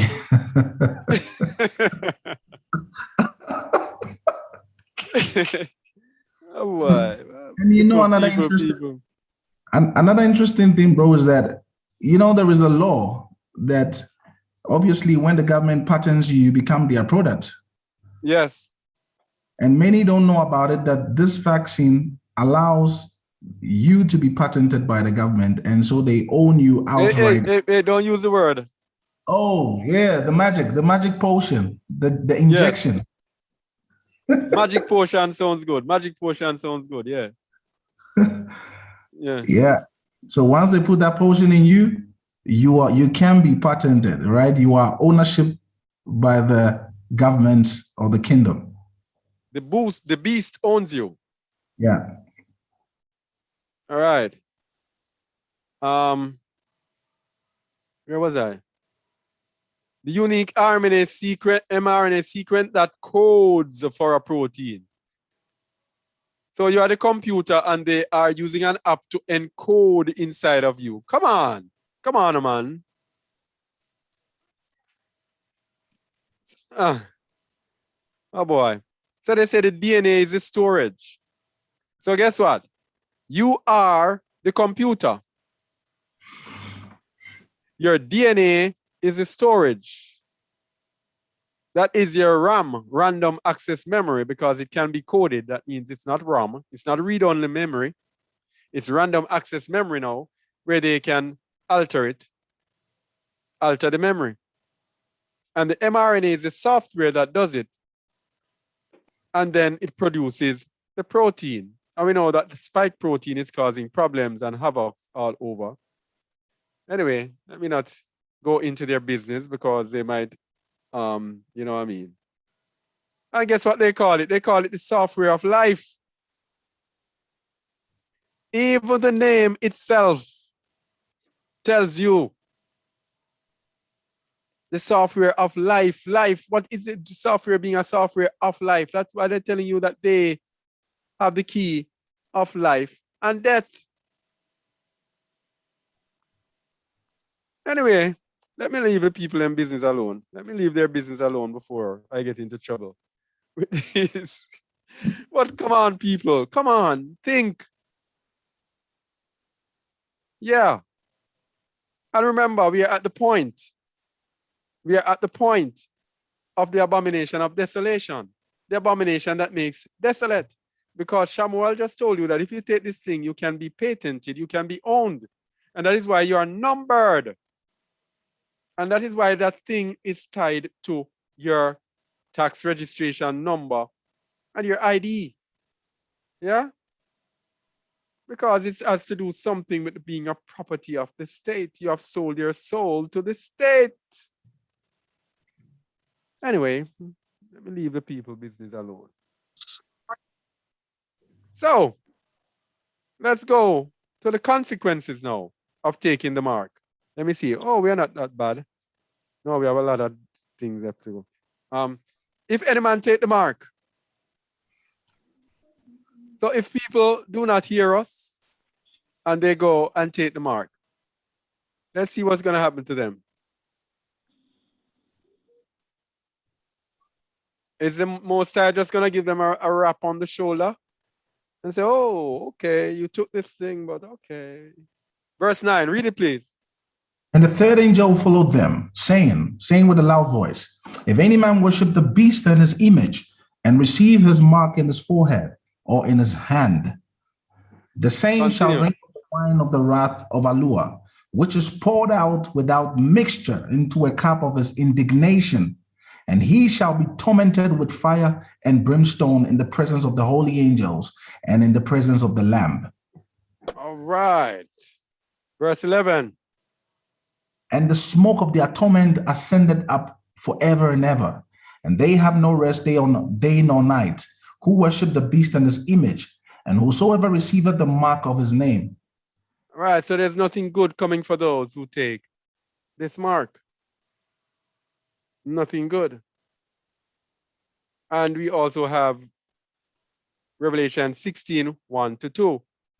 Because the torment will begin on this earth. Revelation 16, 1-2. Read, please. And I heard a great voice out of the temple saying to the seven angels, go your ways and pour out the vials of the wrath of Alua upon the earth.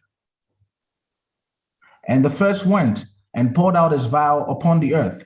And there fell a noisome and grievous sore upon the men which had the mark of the beast, and upon them which worshipped his image. All right, noisome and grievous sore. And this sore, of course, follows them throughout all the plagues, because if we go down even to the fifth plague,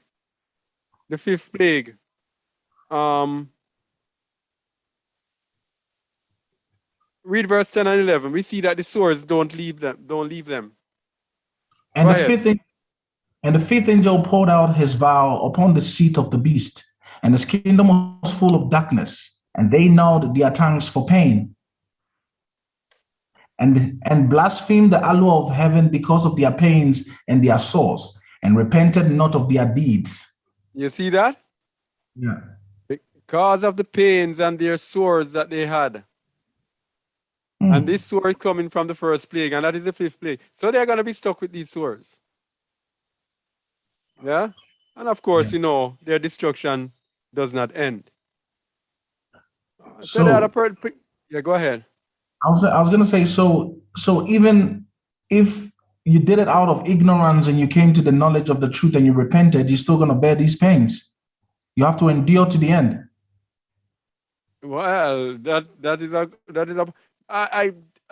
with the study that we did about mercy over judgment, it showed Yeah. that he would remove the effect of it. Oh, okay. All right. So if his mercy is upon them, then it wouldn't have the effect on them. Okay. It sounded like maybe they'll have to endure it. No.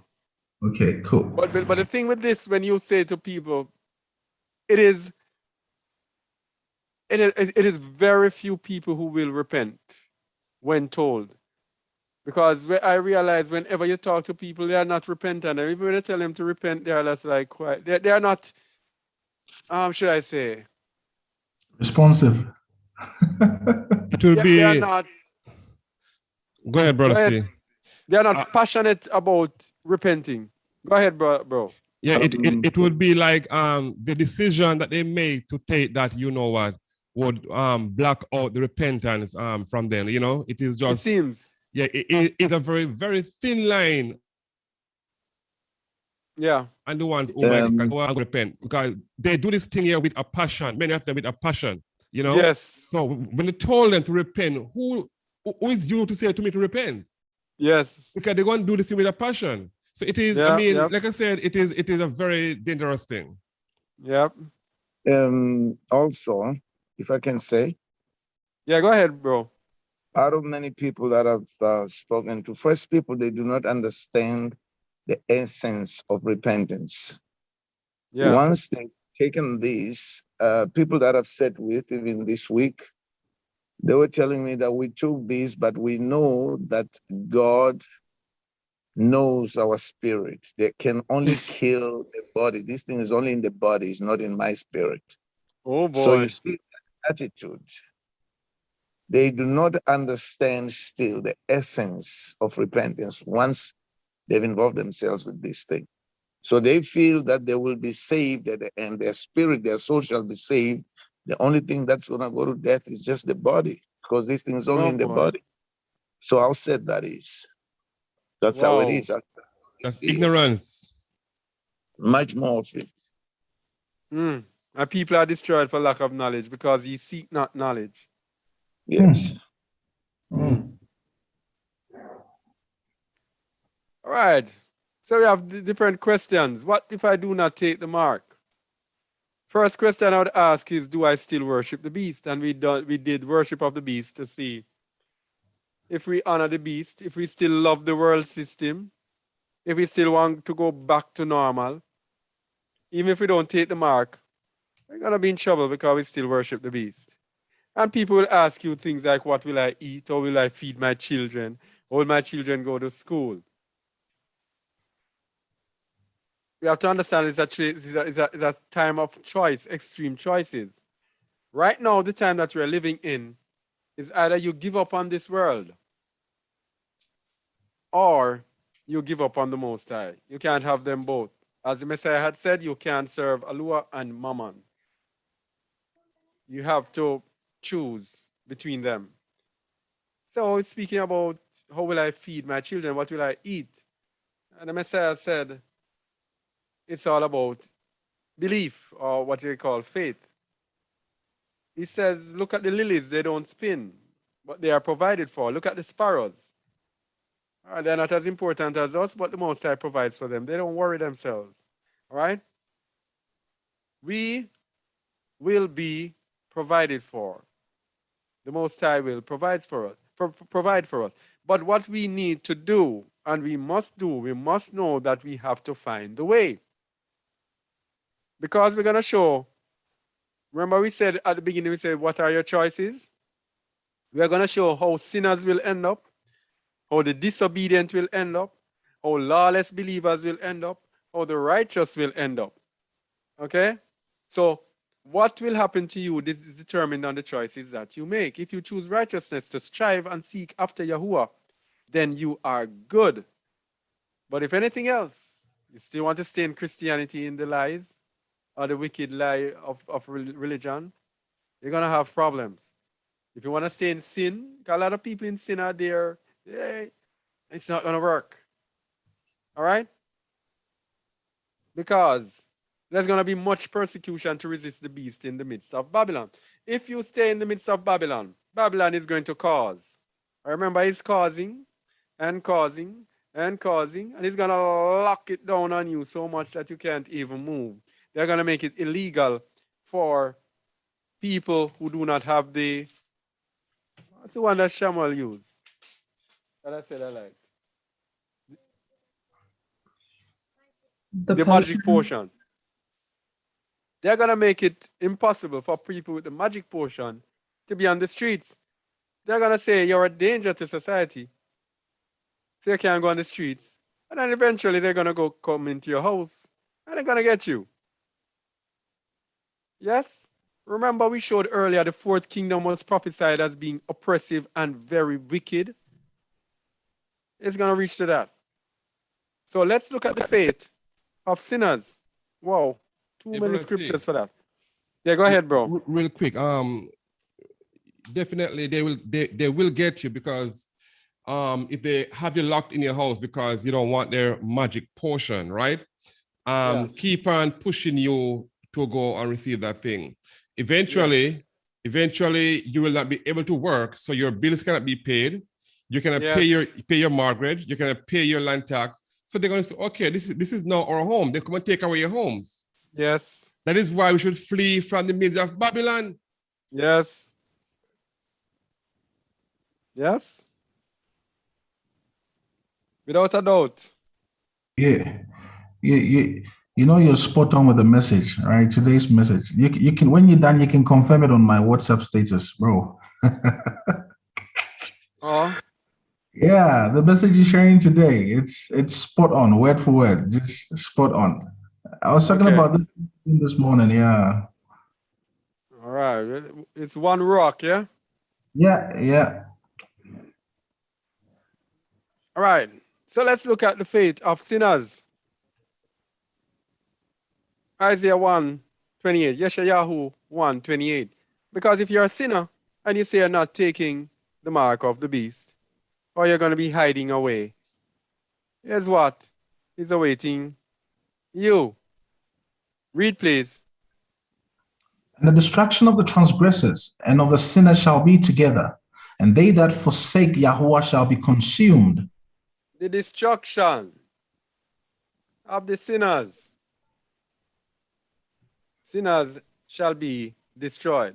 So whether or not you take the mark, you're still a Christian, you're still a sinner. All right. Colossians 3:5-6.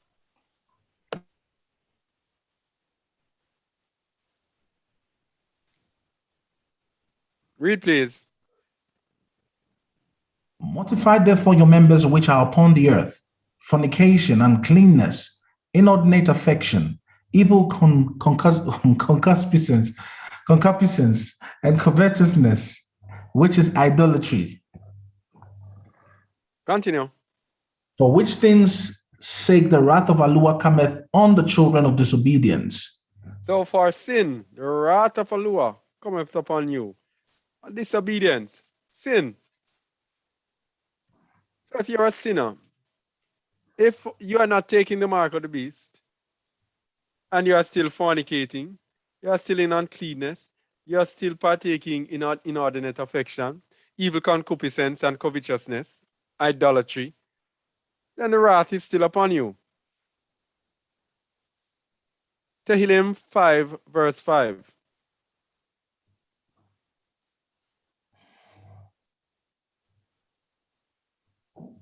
Read, please.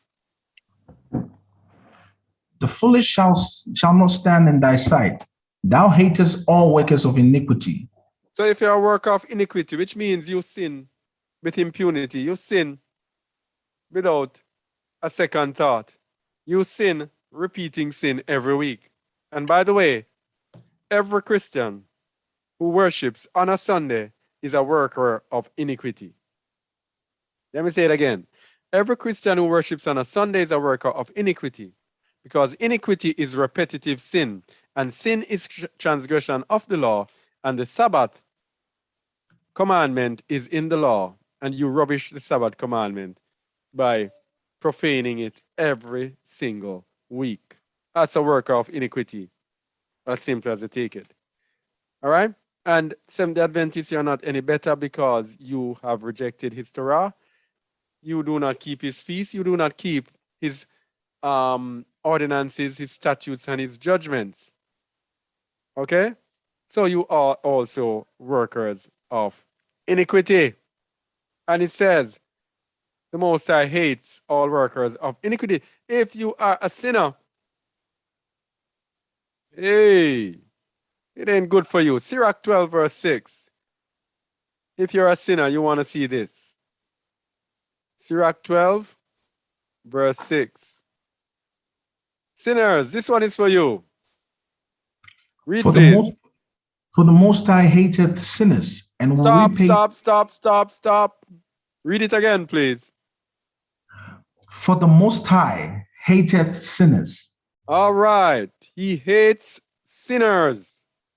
So if you're a sinner and you say you're not taking this magic potion, the Most High still hates you because you're a sinner. Don't let Christianity fool you when he says he loves everybody. That is God. That is God. All right? Yahuwah Sabaoth hates sinners. Yeah? See. Yeah, go ahead, bro. Way before now, Christian, well, I think they might still do it. When I talk to them, they said, God hate the sin, but love the sinners. Yes. Yes, that's God. That's why we say the Most High is not God. Exactly. And they hold fast to that. Yeah, God is good. Yes. He's only capable of good. He does so good. Because that is a commercial God, the God that brings people into the church. Yeah? The God that everybody loves. So everybody will come into the church and pay tithes. The God that is making all the nations one. Yeah. When Yahuwah does not want nations to be one, he separates his people from the rest of the nations. Both opposites. But now, bro, verse 7, sorry, man, it's off track. What does verse 7 mean? Hold on. Verse 6. Read, please. For the Most High hateth sinners, and will repay vengeance unto the ungodly, and keepeth them against the mighty day of their punishment. He repay vengeance unto the ungodly, and keepeth them against the day of their punishment. What do you mean keep it? What does he mean keep it them?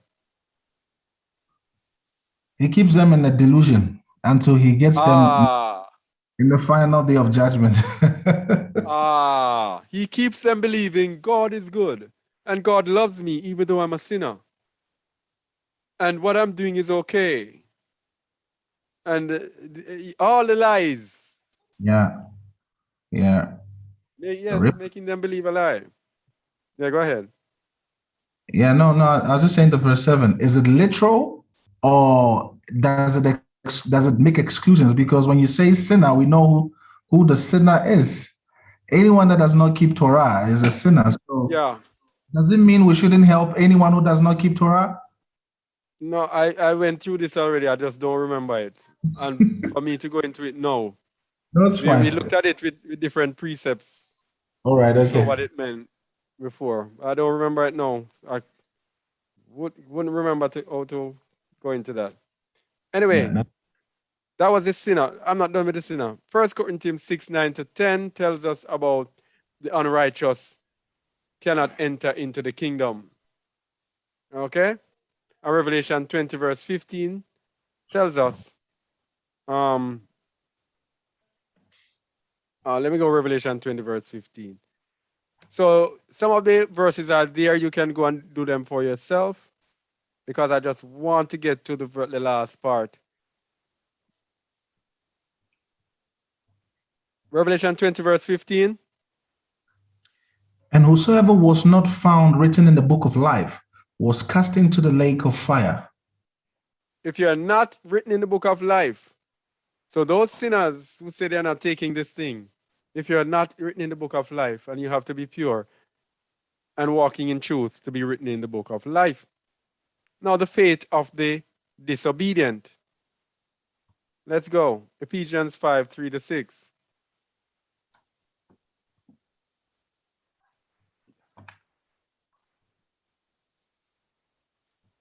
For yourself.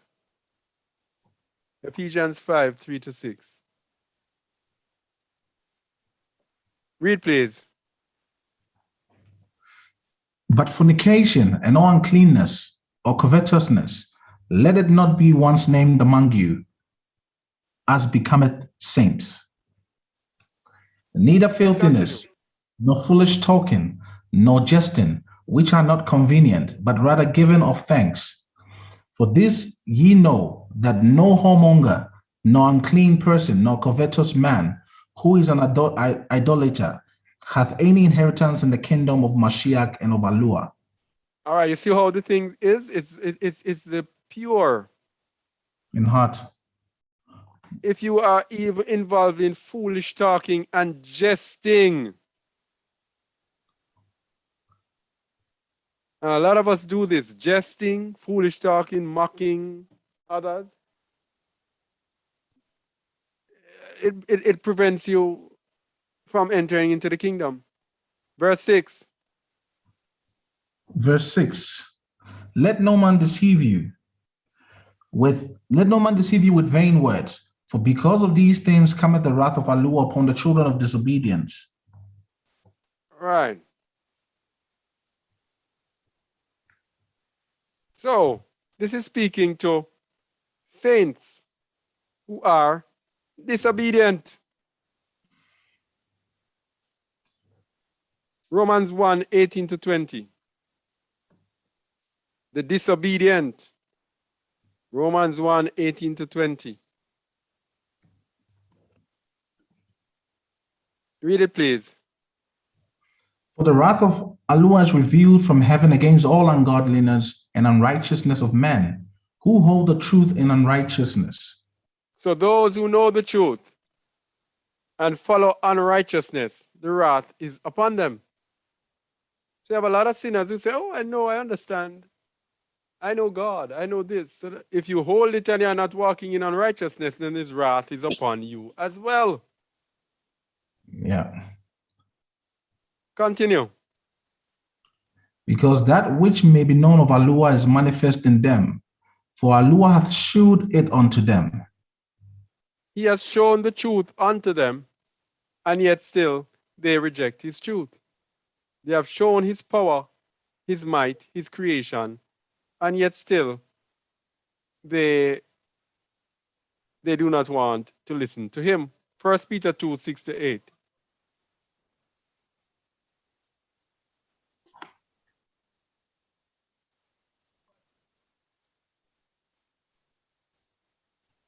All right.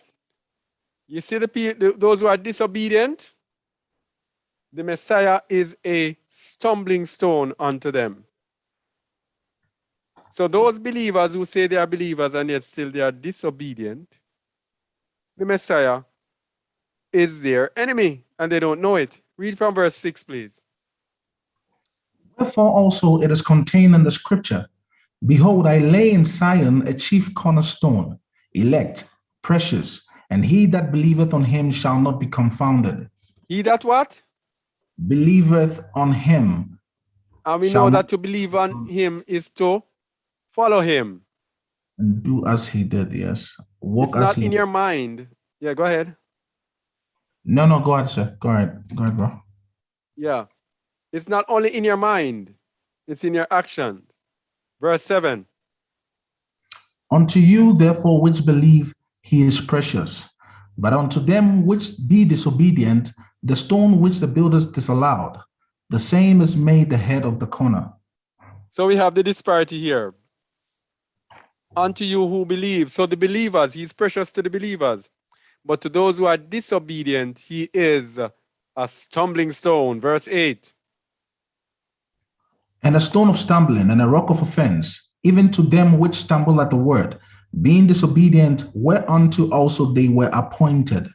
It is for those who stumble at the word. And it is showing that those who stumble at the word are those who are disobedient.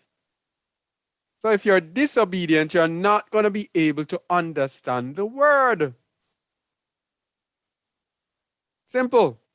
And so at that point, the Messiah becomes a stumbling stone for you.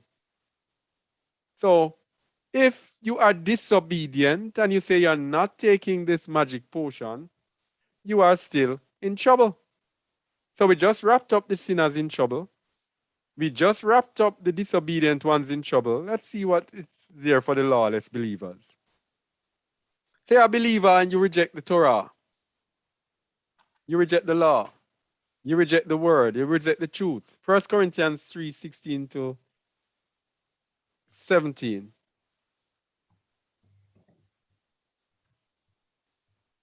No, I think we did this already. Let me do another one. We did that already. And we did Isaiah 1:28 already. That says the destruction of the transgressors shall be, and the sinners shall be together. Matthew 8:10 to 12.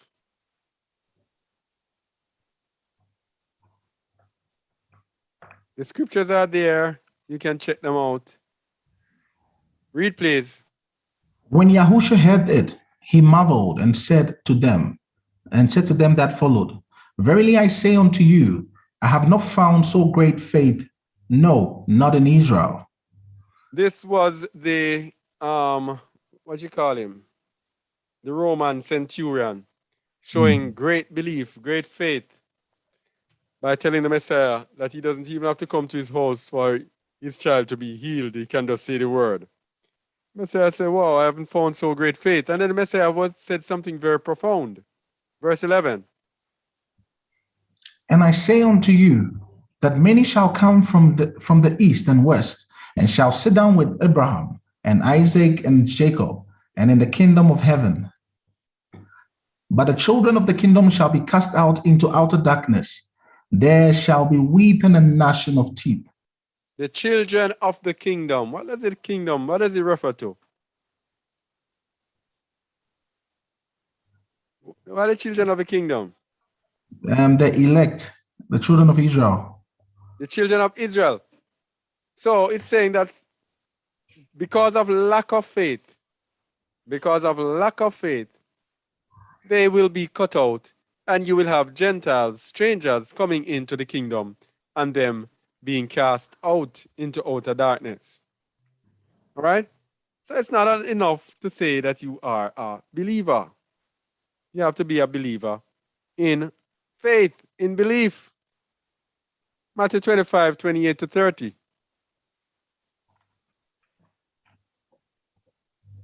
What we are saying here is that there are only two choices. You cannot be in the middle.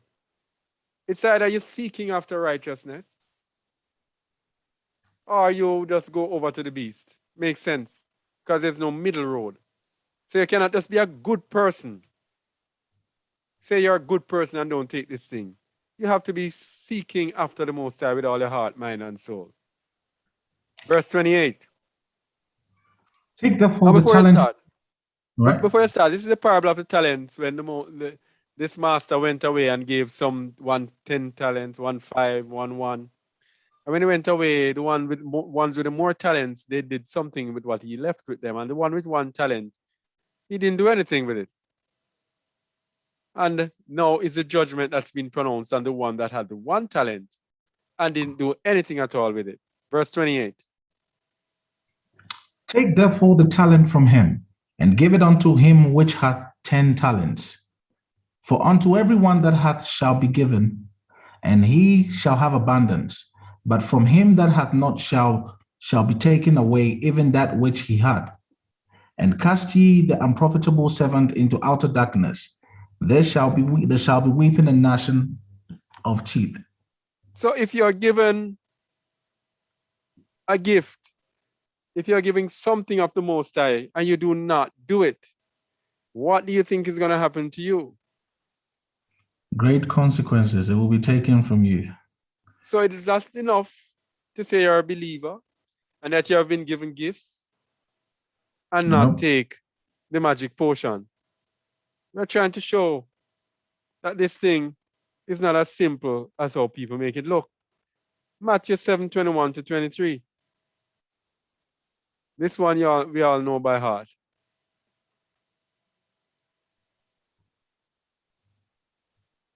Read, please. Not everyone that saith unto me, Master, Master, shall enter into the kingdom of heaven, but he that doeth the will of my Father which is in heaven. Many will say to me in that day, Master, Master, have we not prophesied in thy name, and in thy name have cast out devils, and in thy name done many wonderful works? 23. And then will I profess unto them, I never knew you. Depart from me, ye that work iniquity. All right, so guess what? This person has done many wonderful things in the name of Yahusha. This person has gifts and exercised the gifts. But guess what he didn't do? He did not do the will of the Father, which is in heaven. In other words, he disobeyed the Father's laws. All right? Yeah. Because Psalm 40 verse 8 says, I delight to do thy will, O my Alua. Yea, thy law is within my heart. so the law is the will of the Father. Thy law is the will of the Father. So around here, they did not do the will of the Father, which is in heaven, but they chose instead to work iniquity, which is lawlessness. So they did not do the will of the Father, which is to obey his law, but they chose to be workers of lawlessness. And yet still they had gifts. And Messiah said, depart from me. So what are we saying here? It is not enough to not take the magic potion and to have great gifts and to manifest those great gifts and healing and casting out demons and mighty works and prophesy. It's not enough. It is those who are lawful, who do the will of the Father by obeying his Torah, his law. Revelation 21:27. So what are we? Who have we disqualified? We disqualified everyone except the righteous. Read verse 27, please. No. Read now. Okay. And there shall in no wise enter into it anything that defileth, neither whatsoever worketh abomination or maketh a lie, but they which are written in the Lamb's book of life. Okay. So you see that excludes most people. Yes, it excludes most people. Anything that defiles is a very broad word. And it is easy to be defiled because sin defiles you. So if you're not walking in obedience to his law, you're going to be defiled. Okay? So we just disqualified the sinner who take this, who refuse to take this magic potion. We just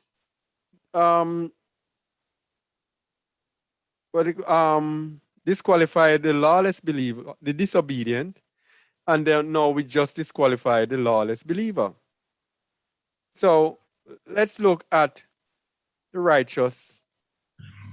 And let me tell you something. The faith of the righteous, there are two different faiths of the righteous, which is what I want to look at today. The faith of the righteous who flee Babylon, who heed the call to flee from the midst of Babylon. Revelation 12:10 to 17 is where we begin.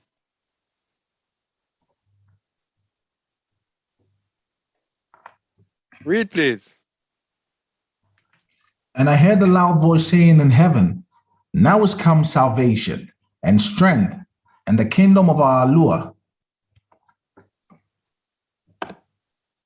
Hello, bro, can you hear me? Yeah, I can hear you. Oh, okay. And I heard a loud voice saying in heaven, now is come salvation and strength and the kingdom of our Lord and the power of his Mashiach. For the accuser of our brethren is cast down, which accused them before our Lord day and night. Yes. Satan is cast down, and there is celebration in heaven, salvation and strength, and the kingdom of our Lord and the power of his Messiah, because Satan is cast down. What we see on this earth today, Satan cast down and is causing all sorts of havoc, and we are praying to go back to normal. This has to go through and this has to happen. Painful as it might be, but this is how evil is going to be eradicated from this earth. I have to go through this. Continue. Okay. Yeah, go ahead. Real quick. So that 1,000-year reign, right, is when he will also be cast away, right? Satan. No, he's gonna be what they say, he's gonna be tied up. Yeah, like put on a subjection. Yeah. So we are seeing the same thing here. He was cast out of heaven and they rejoiced, right? Yeah. So around the time to come, he will be put away for a time also. So we also will rejoice. And if you are victorious in the end, you can say yes. So nothing is new. Yeah, exactly. Verse 11. And they overcame him by the blood of the Lamb and by the word of their testimony, and they loved not their lives unto the death. So this is what we are saying. You don't overcome the devil by saying you're not taking this magic potion. You overcame him by the blood of the Lamb. So you have to be under the blood of the Lamb. Repent and be baptized in the name of Yahushua Mashiach for the remission of sins, and ye shall receive the gift of the Ruach HaKodesh. And by the word of their testimony. What is your testimony? What have you gone through with the blood of the Lamb? What is your testimony of righteousness? And they love not their lives unto the death. And so they also have to be willing unto death to die in honor of the Messiah. Verse 12. Therefore rejoice, ye heavens, and ye that dwell in them. Woe to the inhabitants of the earth and of the sea, for the devil is come down unto you, having great wrath, because he knoweth that he hath but a short time. He hath but a short time, which is why it says the beast has 42 months. All right, this end time is going to be a short time. It's not going to be long and drawn out. Verse 13. And when the dragon saw that he was cast unto the earth, he persecuted the woman which brought forth the man child. So what we have to see here is that he persecuted the woman first of all. And the woman here is speaking about the people of the Most High, Yasharal. So he persecuted the woman. It's after the persecution started that the Most High took away the woman. Verse 14. Verse 14. And when the dragon saw that he was cast unto the earth. No, 14. Sorry. And to the woman were given 2 wings of a great eagle, that she might fly into the wilderness, into her place, where she is nourished for a time, and times, and half a time, from the face of the serpent. All right, so she's nourished for 3.5 years from the face of the serpent. Remember, the beast is given 3.5 years. Yeah. So the woman is nourished in the wilderness. But the serpent made after the woman to try to get her. Verse 15. And the serpent cast out of his mouth water as a flood after the woman, that he might cause her to be carried away of the flood. Verse 16. And the earth helped the woman, and the earth opened her mouth and swallowed up the flood which the dragon cast out of his mouth. So the earth helped the woman. So what we see here, we have a set of people here who are being rescued from the face of the serpent. But we have another set down here now who are going to be subjected to the serpent. Verse 17. And the dragon was wroth with the woman, and went to make war with the remnant of her seed, which keep the commandments of Allah and have the testimony of Yahushua HaMashiach. All right, so the two different people now. The ones who are hid, the Messiah spoke of these. I forgot that verse. What's the verse that says again? Oh yeah.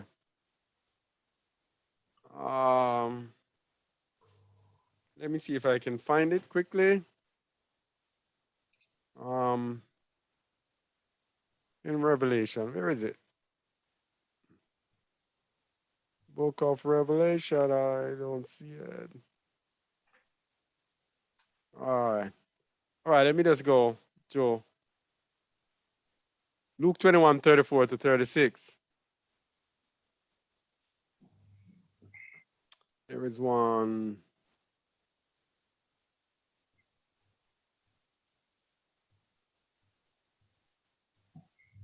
(31, 34 to 36). All right. So there is a set of righteous believers who are going to escape from the clutches of the dragon. And there's another verse that I want to look at before I look at this. It's in Revelation 2 or 3. What does verse say again? Is it Sardis? Which one of them is Sardis? Pergamos, Thyatira. Sardis is in what? Revelation 3?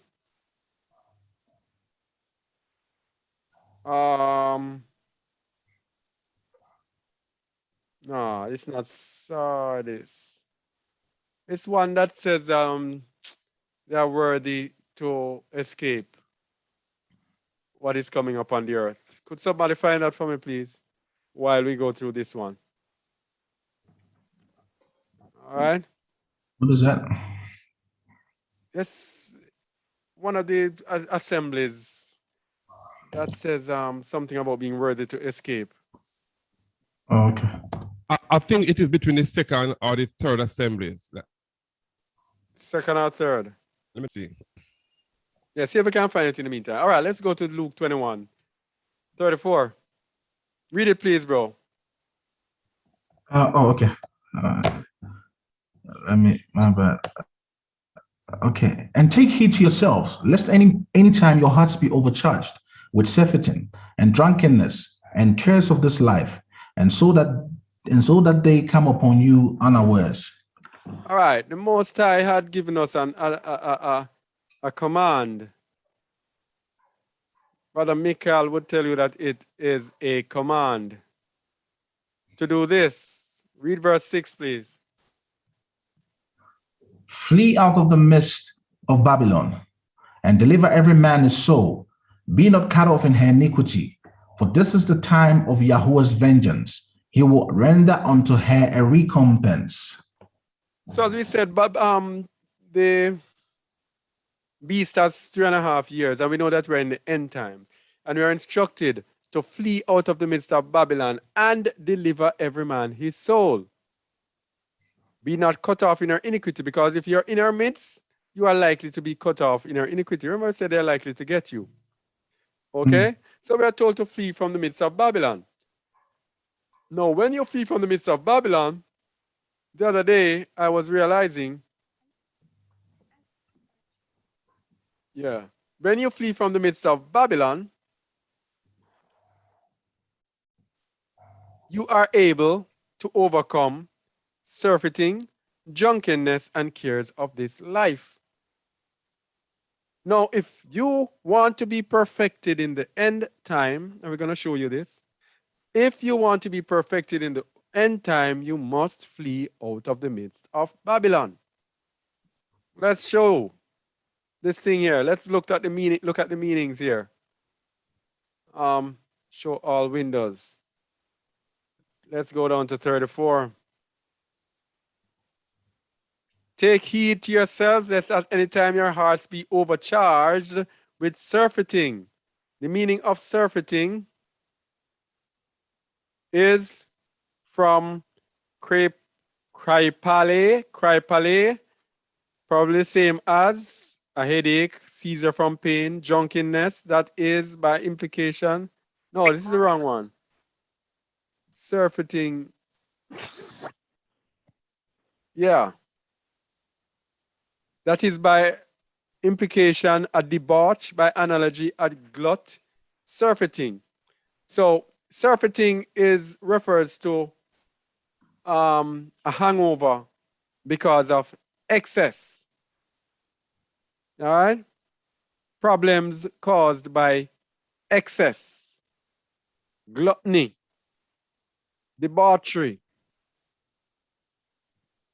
So in this world that we are in right now, a world of excess, a world in which we are programmed to go for excess, a world in which we are not satisfied with what we have been given naturally, we are programmed to always want to surf it, always want to have excess. All right? So we see things like gluttony and drunkenness here, but it is referring, the Messiah is referring spiritually to excess, a life of excess, a life of going after things that satisfy the flesh. Now, if you flee from the midst of Babylon, you will not need to surf it because you will be satisfied with what you have. You will not be going after luxury. You will just be satisfied with food and raiment.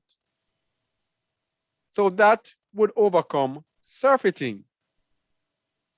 Now it says drunkenness.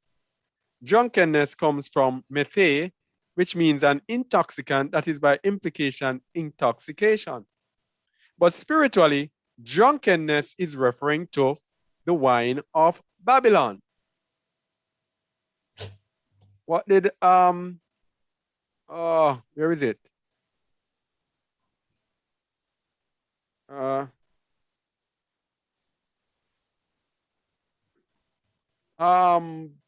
Yeah, Jeremiah 51, verse 7.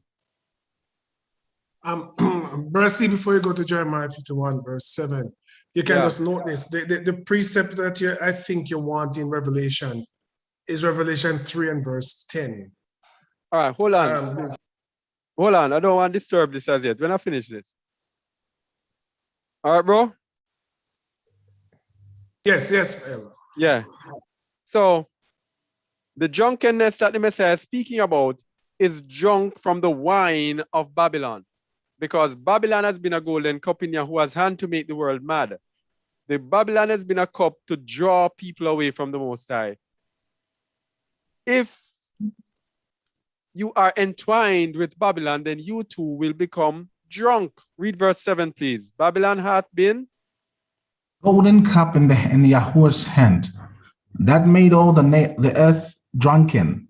The nations have drunken of her wine. Therefore the nations are mad. So going back now to Lucas 21:34, their hearts not be overcharged with surfeiting, with excess, and drunkenness with the wine of Babylon. As long as you're in the midst of Babylon, you are going to be drunken with the wine of Babylon. And you're going to be surfeiting. And you are also going to have cares of this life. We don't even have to look up anything to do with cares of this life. We already know what cares of this life is. Light bill, water rate, and taxes, and school fees, and you name them. Car bills, insurance. Insurance, student loan, It's whatever. Very true. If you take yourself from the midst of Babylon, where are the cares of this life? If you take yourself from the midst of Babylon and you have a couple families together, a few families together, and you come together as a community, where are the cares of this life going? Come together farming your own food, living a simple lifestyle. Where are the cares of this life? Gone. So it says, take heed, and so that they come upon you unawares. So what the Most High is doing, when you heed to that command of taking yourself from the midst of Babylon, you have already overcome these three hindrances that will cause the day of Yahuwah to come upon you unawares. So the Most High, in taking you out, in you heeding the call, the Most High is giving his favor on you for you to be able to attain unto perfection, so that when the Messiah returns, you can be without spot and blemish.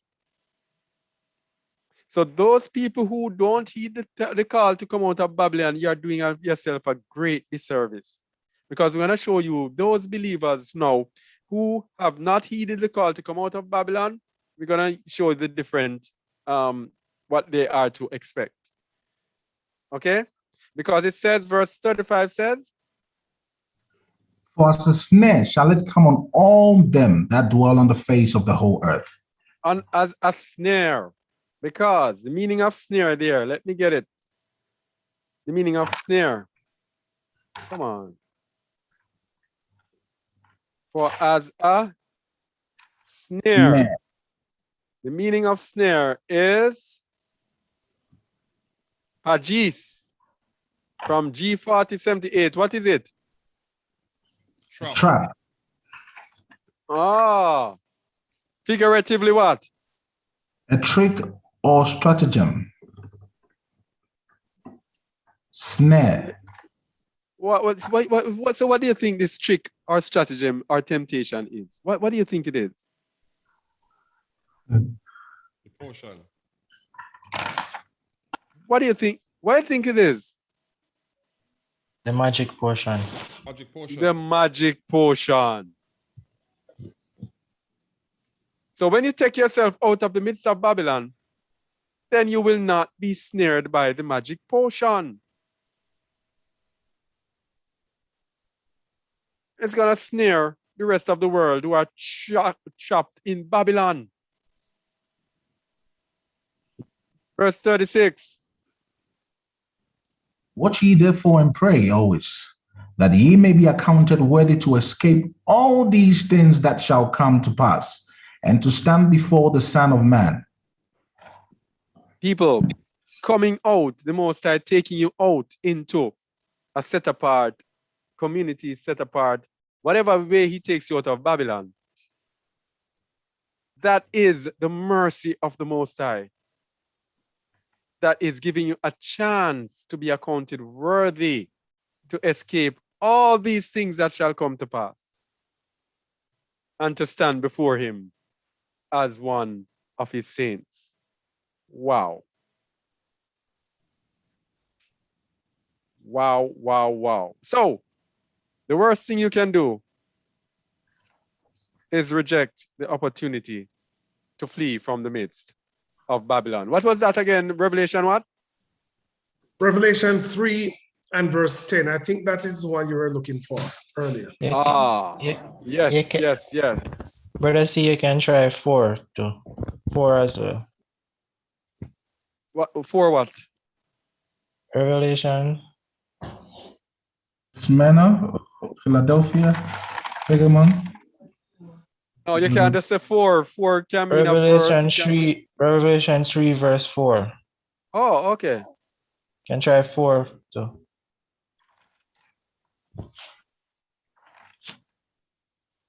All right, 3, 4. Go ahead, bro. Thou hast a few names even in Sardis, which have not defiled their garments, and they shall walk with me in white, for they are worthy. All right, so hear this. How can you walk and not defile your garments in Babylon? That is defined by surfeiting. That is defined by the drunkenness of Babylon. That is defined by cares of this life. Huh? It's impossible. It's next to nothing. You it's that's why Shamuel the Most High is taking us out. And he's showing the way out and has given the opportunity out. Those of us who remain. Verse 10. Because thou hast kept the word of my patience, I also sorry, bro. So the word of my patience, that's a grace Christianity has taken for granted. Let me just continue. Because thou hast kept the word of my patience, I also will keep thee from the hour of temptation, which shall come upon all the world to try them that dwell upon the earth. Are you talking about this word of my patience? Where's the matching precept for that? Matching line for that. Romans 2 verse 4. Romans 2:4. Let me see if this yours is a better one than the one that I have.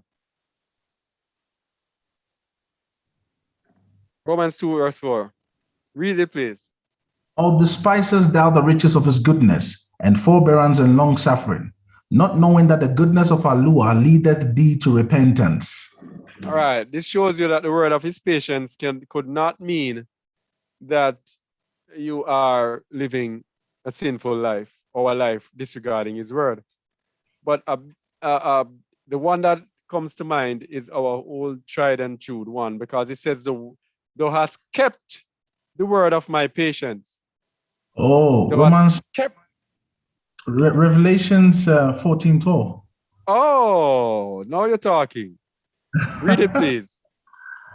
Here's the patience of the saints. Here are they that keep the commandments of Allah and the faith of Yahusha. The word of his patience would be his commandments. Yeah. Huh? Yep. And he says it in I think Matthew 19:17. Very clear. And as you said earlier, Brother C, one of the commandments is to flee from the midst of Babylon. Yes. It's not a suggestion. It's not a recommendation. It's a command. So this is in the voice of Yahusha, that one. Yeah. And he said unto him, why callest thou me good? There is none good but one, that is Allah. But if thou wilt enter into life, keep the commandments. All right. So let's go. Because I kept the word of my patience, I also will keep thee from the hour of temptation. And remember, we said the snare is a trap, a temptation. All right. And it says an hour. So we're telling you that this temptation, this thing is not going to last too long. Yeah. Which shall come upon what? All the world. So whatever it's talking about, it is a trap, a stratagem. Let me see temptation. Let me see the meaning of this here. If it is the same pagis that they used, 10 pierasmos. Let me see what it means. Let me see what it means. Pierasmos. Acting as if we have the whole day. A putting to proof by experiment of good experience of evil, solicitation, discipline or provocation, by implication, adversity. Okay. Temptation. All right. So where am I now? Yeah. All right, where was I? Yeah. And then we know of the wilderness that we've done so many times before, the wilderness experience that we have looked at so many times before. How long have we been on now? 2 hours, 35 minutes. Wow. Wow. Bro, see, all right. Quick, bro, just to bring the spot clear. The junkiness is spiritual and physical, right? And the reason why I'm saying this, just in case someone was only looking on the physical drinking and junking, and to hear it says drunken with Babylon, they might say, okay, so I could not drink and drunk. No, it is spiritual and physical. Yeah, man. The fate of the righteous will remain in Babylon. Yeah. So that drunken, yeah, it's spiritual. The fate of the righteous who remain in Babylon. That's another thing now. The righteous who remain in Babylon, who are to be persecuted by the woman. Let's go back to where they told us about these righteous who will be persecuted by the woman. So we just look at those who will escape, and we have the verses there, Ezekiel 20:33 onwards, tell us about the wilderness, where he will take his people into the wilderness. So we believe that most likely that those people who are counted worthy to escape will be brought into the wilderness. But those who, believers who decide that they are not fleeing from the midst of Babylon, these will go through persecution, direct persecution from the dragon. Verse 17, please. And the dragon was wroth with the woman, and went to make war with the remnant of her seed, which keep the commandments of Allua and have the testimony of Yahushua HaMashiach. So after the woman is brought into the wilderness to be protected, then the rest of the followers of the Messiah who were in Babylon, the dragon is going to turn and make war with them. And we have the similitude in, is it 3rd Maccabees that we want to look at today. 3rd Maccabees 2:21.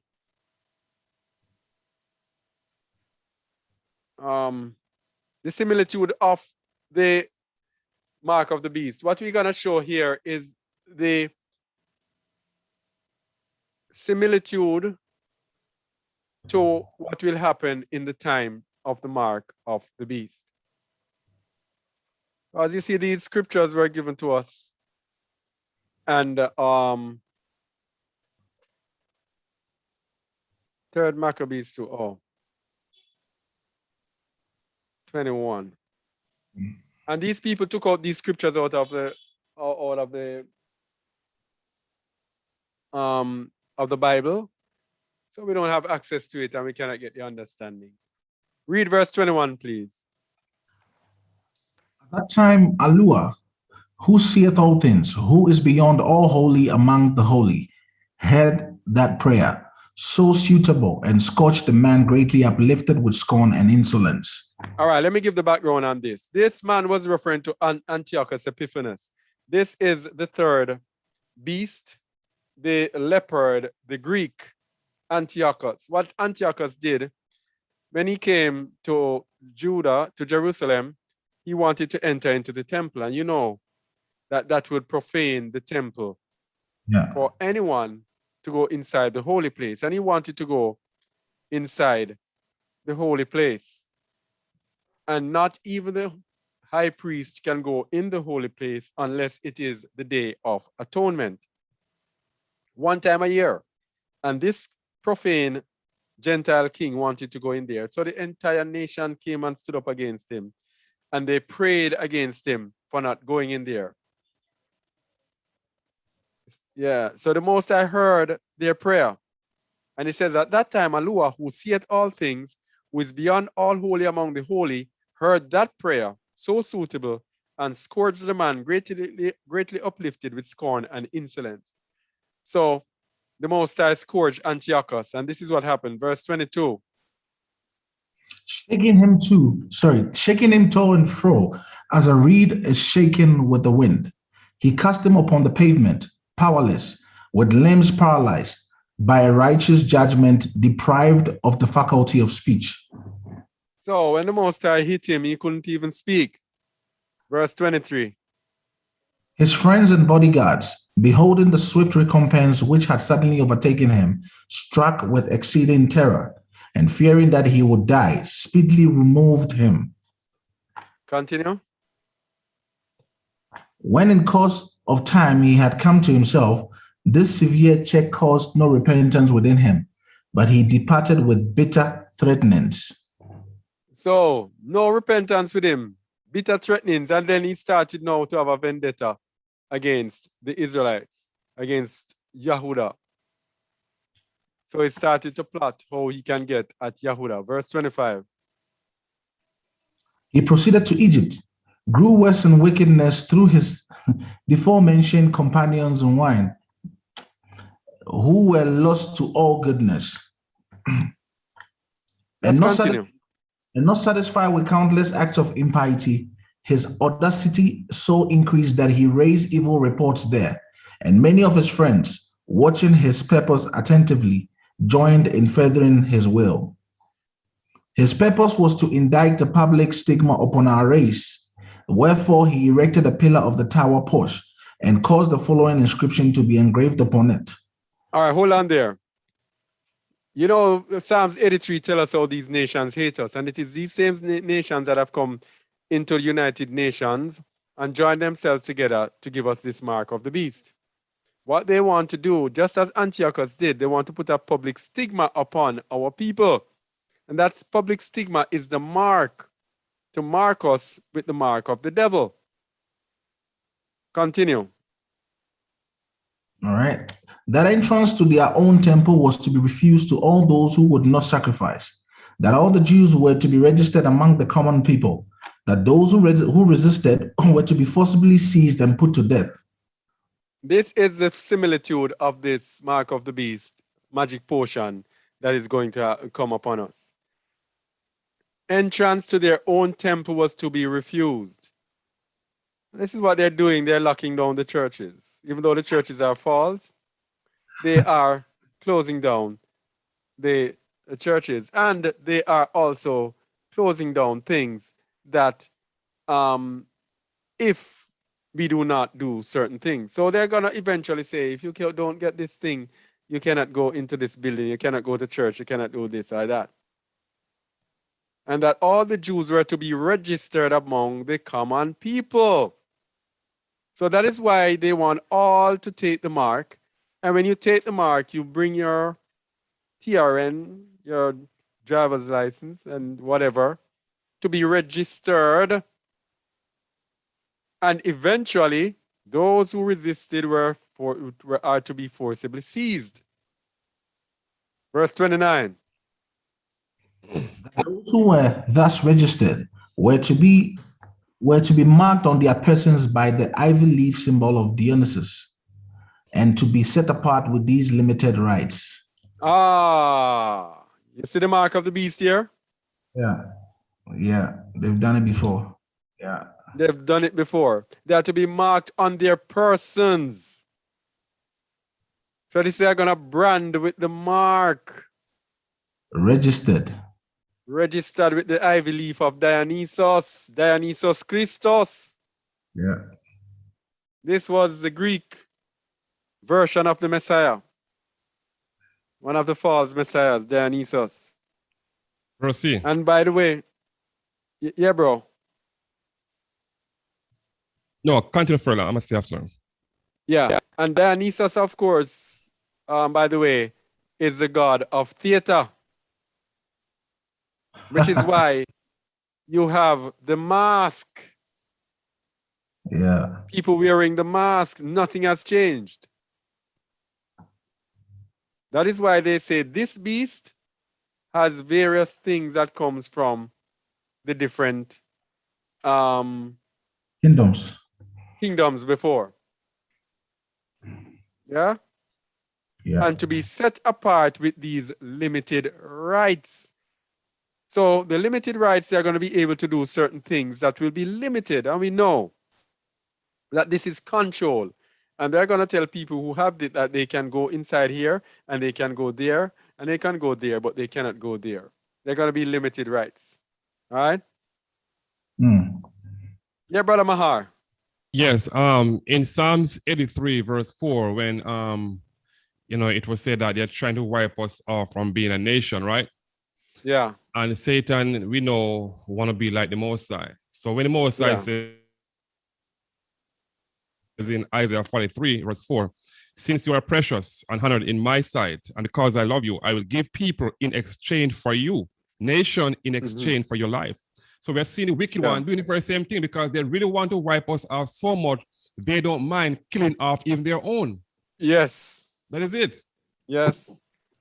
Because we are scattered and we are scattered everywhere. Yeah. And they don't know who is who. Exactly. So if they say, you know what, let's kill everybody, they said maybe they will just get every one of us. Yes, that's it. Verse 30. To do away with the appearance of hating them all, he had it written underneath that if any man of them should elect to enter the community of those initiated in the rites, these should have equal rights with the Alexandrians. All right, hold on there. What rights do we have there? Remember, we was talking about Dionysus, and we said that Dionysus was the god of theater. And we had done a video before saying that the mask is an initiation rite, an initiation ritual. Yes? Yeah. So that is why if you have this, if you enter the ritual, if you have on your mask, you are okay. You don't have on your mask here in Jamaica, you can get arrested. All right, same thing here. Same thing. Continue. Some of those who were over the city, therefore, abhorring any approach to the city of piety, and hesitantly gave in to the king, and expected to derive some great honor from a future connection with him. You see this, bro? You see it? Yeah, piety and hesitantly. Unhesitant. No, what does it say? Just match this with what is happening today with the mark of the beast. Yeah. A lot of the people unhesitantly give in and just go and take this thing without even knowing anything about it. They want to go back to normal. Yes. They just want, and sometimes it came to my mind, I said they just want to be part of the crowd, a lot of them. Yeah. To derive some great honor from a future connection with him. Verse 32. A nobler spirit, however, prompted the majority to cling to their religious observances, and by paying money that they might live unmolested, these sought to escape the registration. All right, so you have people who pay money. Even today, you have people who are buying these registration cards. People are buying their way through with inoculation certificates. Yeah? Paying money that they might live unmolested. These sought to escape the registration. There's no difference. 33. Cheerfully looking forward to future aid, they abhorred their own apostates, considering them to be national foes and debarring them from the common usages of social intercourse. All right, so these are the ones who don't believe in this mark. All right? So you have what is happening today. Those who don't take this portion abhor those who took it. All right? Yeah. Consider them to be national foes because now we are hearing that it is those who took it who are spreading this thing. And so we have a separation, people wanting to stay away from those who took this thing, and those who took it wanting to stay away from those who did not take it. Are you with me, bro? Yeah. Yeah. All right, Maccabees 3, 1 to 11. Let me continue it. And this is very important. Continue. On discovering this, so incensed was the wicked king that he no longer confined his rage to the Jews in Alexandria, laying his hand more heavily upon those who lived in the country. He gave orders that they should be quickly collected into one place and most cruelly deprived of their lives. That's the concentration camps. Yes. Pima. Yes. So they're going to get angry when they start saying this thing and they're going to start saying, take the vaccine, and the people say, no, I'm not going to take it. And no, I'm not going to take this. No, they're going to get incensed and they are going to move away from the persecution in the cities and they are going to come into the country. Yeah? To collect them into concentration camps and to be killed, beheaded in the concentration camps. That is why it tells you about the souls that were beheaded for the mark of the beast. Same thing, it's going to happen again. Verse 2. While this was going on, an invidious rumor was uttered abroad by men who had banded together to injure the Jewish race. The purport of their charge was that the Jews kept them away from the ordinances of the law. All right, so what is a similar rumor that's going around now? We have a pandemic of the vaccinated, of the unvaccinated. Yes, that is the rumor, the charge that is going around.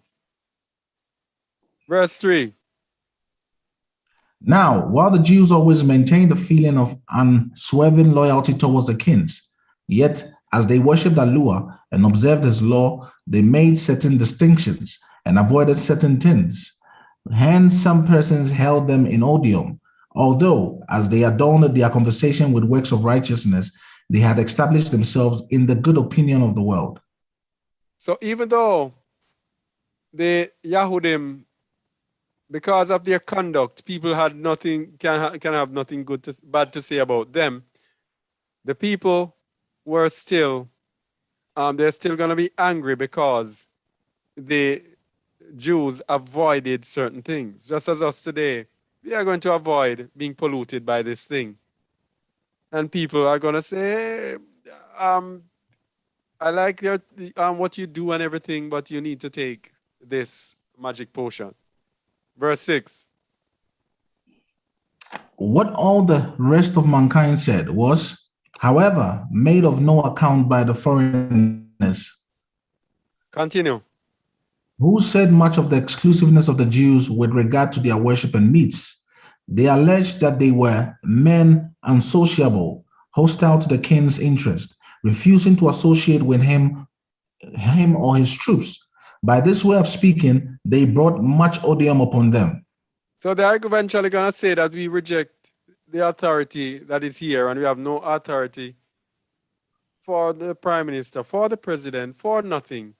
And so eventually they are going to turn on us. We have to read these things to get an understanding. And these will give us an understanding of what is coming. Verse 8. Nor was this unexpected uproar and sudden conflux of people unobserved by the Greeks who lived in the city, concerning men who had never harmed them. Yet to aid them was not in their power, since all was oppression around. But they encouraged them in their troubles and expected a favorable turn of affairs. So there are going to be those who want to help those who are being afflicted, but cannot do it, and can only give them their good wishes. And there are going to be those who are turning up the heat to try to get them destroyed. This is what we're speaking about is what's going to happen to those people who do not flee from the midst of Babylon and choose instead to live in the midst of Babylon around these people. Verse 9. He who knoweth all things will not, said they, disregard so great a people. Continue. Some of the neighbors, friends, and fellow dealers of the Jews even called them secretly to an interview, pledged them their assistance, and promised to do their very utmost for them. All right, this is a part now when you cannot buy and sell and you're under persecution. There are going to be people who are going to secretly come and help you and pledge assistance to you. Verse 11. Now the king, elated with his prosperous fortune, and not regarding the superior power of Allah, but thinking to persevere in his present purpose, wrote the following letter to the prejudice of the Jews. All right, so there's a letter that goes from 11 until the end, You can read it for yourself. For the sake of time, we're cutting out the letter. The letter is essentially a letter telling them to persecute the Jews. So let me go 3rd Maccabee 4, 1-21. All right, continue. Wherever this decree was received, the people kept up a reverie of joy and shouting, as if their long pent-up hardened hatred were now to shew itself openly. All right, so you see, this is what's gonna come with those who took this thing and those who didn't take it. Those who took it are going to build up a pent-up hatred, and we see it already. I don't know if you've seen it, Shamuel. Yep, it's right here. It's right. Yes, it's hatred. Yeah. I don't. You are the ones causing us to fall sick. You are a threat to our societies. You are this. Yes. Yes. Yeah. Verse 2. Jews suffered great throes of sorrow and wept much, while their hearts, all things around being lamentable, were set on fire as they bewailed the sudden destruction which was decreed against them. Verse 3. What home or city or place at all inhabited, or what streets were there which their condition did not fill with wailing and lamentation? See, it's such a sad time when the serpent, when the dragon goes out to persecute those who keep the commandments of Allah and the faith of Yahusha. It is going to be really, really sad. So we need to move away from these people as far as possible. Verse 4. They were sent out anonymously by the generals in the several cities, with such stern and pitiless feelings, that the exceptional nature of the infliction moved even some of their enemies. These, influenced by sentiments of common humanity and reflecting upon the uncertain issue of life, shed tears at this their miserable expulsion. This is being brought to the camps. The equivalent of being brought to the camps. No.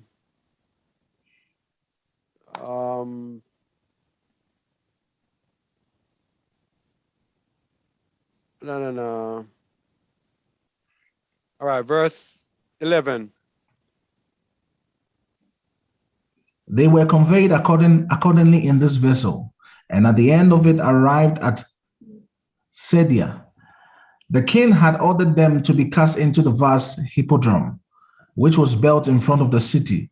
This place was well adapted by its situation to expose them to the gaze of all comers into the city, and of those who went from the city into the country. Thus, they could hold no communion or no communication with his forces, nay, were deemed unworthy of any civilized accommodation. Continue. When this was done, the king, hearing that their brethren in the city often went out and lamented the melancholy distress of these victims, was full of rage and commanded that they should be carefully subjected to the same, and not one with milder treatment. So the people now started to be sorry for the Jews, and the king got angry, saying that if you're sorry for them, then you deserve the same treatment. These people are not going to come easy, people. It's not going to come easy. This is going to be tyranny. Read verse 14. The whole nation was now to be registered. Every individual was to be specified by name, not for that hard servitude of labor which we have a little before mentioned, but that he might expose them to the before mentioned touches, and finally, in the short space of a day, might extirpate them by his cruelties. Registered for the camps. Continue.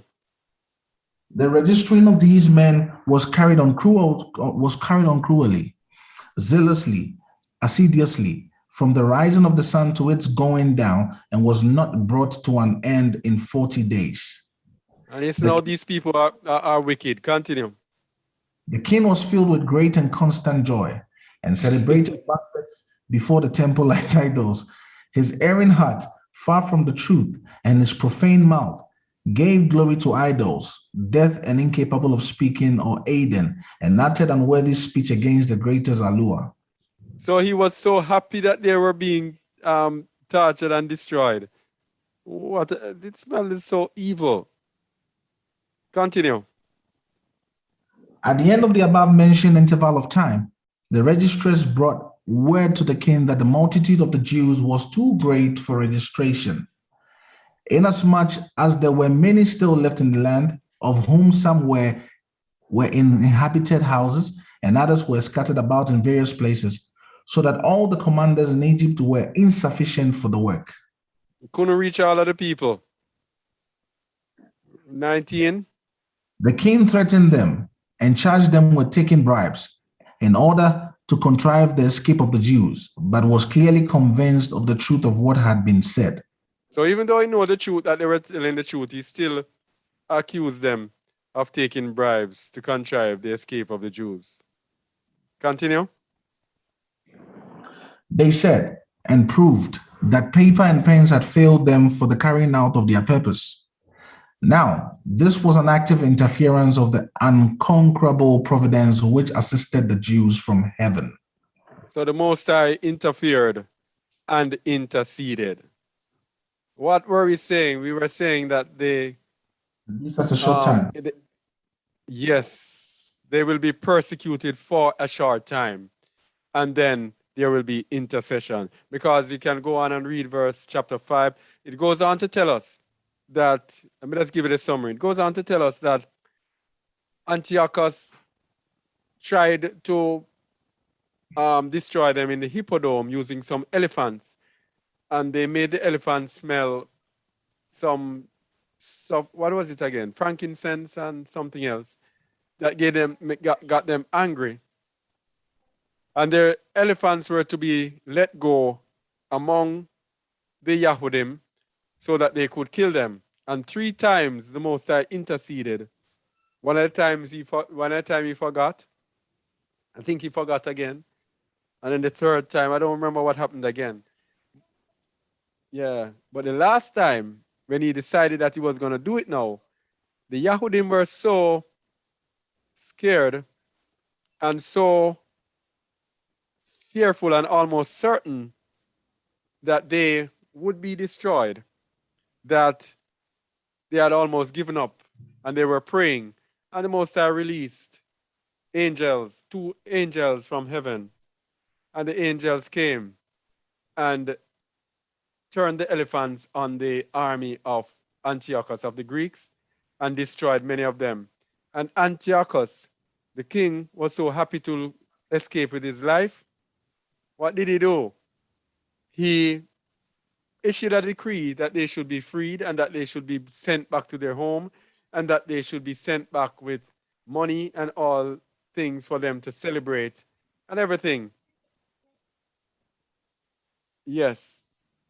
And and the Israelites asked that Antiochus give them permission to destroy those among their people who had turned against them and turned to Antiochus, because they told Antiochus that if these people are willing to be traitors to us, they will also be traitor to you. Antiochus agreed and they killed those people who turned on them.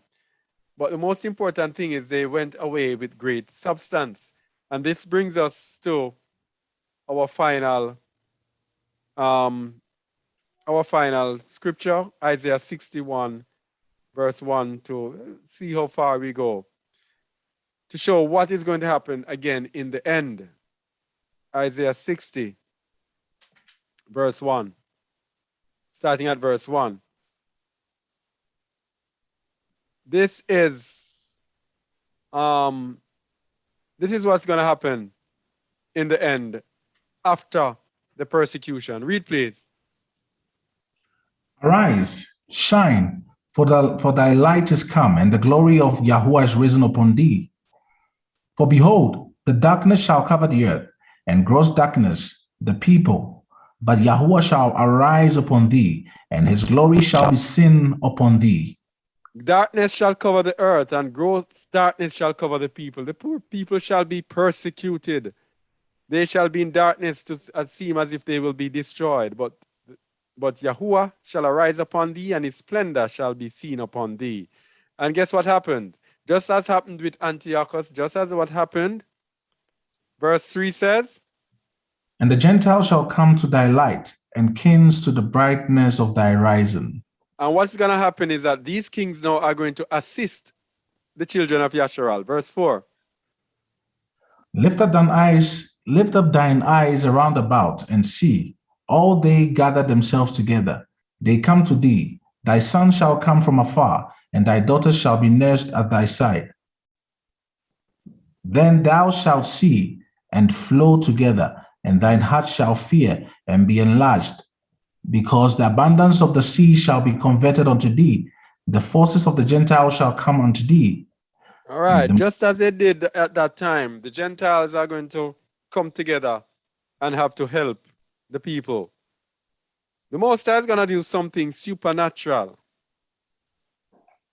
in these end times for those who are still in the midst of Babylon, to take them out, to deliver them from the Gentiles. And it's going to be so significant that the Gentiles are going to be ready and willing to give their riches to the children of Yasharal. Verse 6. The multitude of camels shall cover thee, the dromedaries and of Midian and Ephah. All they from Sheba shall come. They shall bring gold and incense, and they shall shew forth the praises of Yahuwah. All the flocks of Kedar shall be gathered together unto thee. The rams of Nebaioth shall minister unto thee. They shall come up with acceptance on mine altar, and I will glorify the house of my glory. All right. So this is a verse that lets me believe that this is referring to being transported via airplanes after the Gentiles have to send us back to, what do you call it? To send us back home to our land. That we'll be flying on airplanes and we will be sailing on ships. Verse 8. Who are these that fly as a cloud, and as a doves to their windows? Fly as a cloud and doves to their windows. Verse 9. Surely the isles shall wait for me, and the ships of Tarshish first, to bring thy sons from far, their silver and their gold with them, unto the name of Yahuwah thy Aloha, and to the Holy One of Yasharal, because he hath glorified thee. Oh, they have given us back our gold and our silver. This was going to happen in the end, something dramatic. The Most High is going to do something in this end time. So dramatic. These people, riches is not going to be on their mind anymore. They're going to give us everything. Just as when we left Mitzrayim, and Mitzrayim, because the Most High is going to shake them so heavy, they're going to be willing to just send us away with all the riches. Yeah? That is why we should not take vengeance in our own hands. Yeah. Because he hath exalted thee. He, the Most High. Yeah. Verse 10. And the sons of strangers shall build up thy walls, and their kings shall minister unto thee.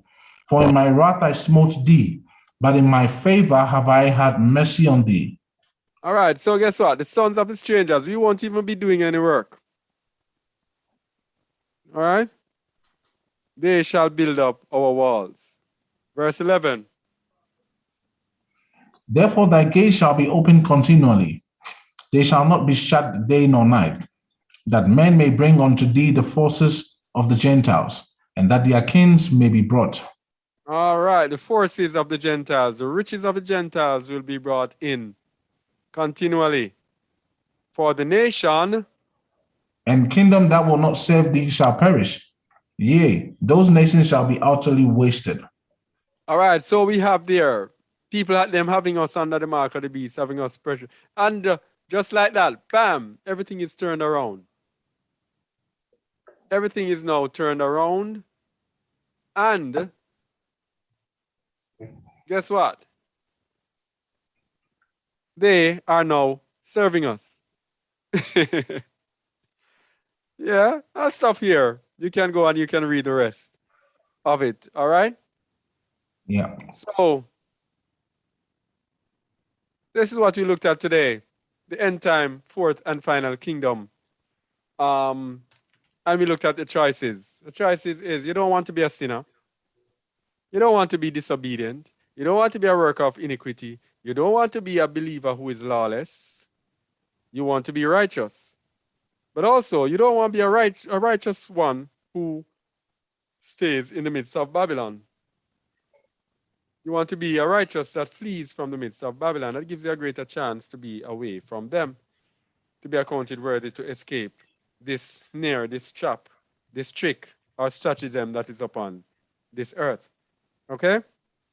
So, hope you got something out of this. Wow. Was really tough on time. Wow. Can't believe that I actually got through to the end of this at all. All right. So, Brother Mahar, you have something to say quickly? Quickly? Okay, real quick, if I say more than what I'm going to say now, I will be repeating everything you said. So Yeah. therefore, what I will say to us, let us deny ourselves, and all that should be done will be done. That's it. All right. Brother Shamuel, quickly. The only way we can enter the kingdom is if we are converted. And so the only way that we can become converted is when we take the wilderness approach. Because when we are in the wilderness, as Brother Kazak has already shared, and that is a place where there will be humility learned, endurance, patience, and every attribute of fruit, all right, fruit that is of the spirit can be cultivated and nurtured. So we will be perfected in the wilderness, all right. So being in the city is not going to help our cause. That's the truth, because as we've already heard, that we are going to be still attached to the cares of the world. You know, the chances of us being molded into what Yahuwah wants us to be are actually quite slim when we dwell in the cities. So I will leave it on this. Let us prepare, let us be obedient. As Brother Michael said, it's a commandment to leave the midst of Babylon, to flee. All right, thank you. All right.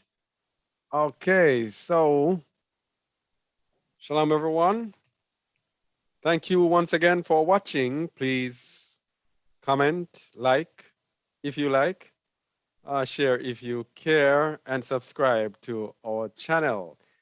We are here every weekday on Just a Word. Kazak Eliyahu Yasharal here. All right. Thank you for watching. And until next time, shalom. And thanks to all those, I must say, thanks to all those who have reached out to us and have told us how the ministry has blessed you. So we thank you.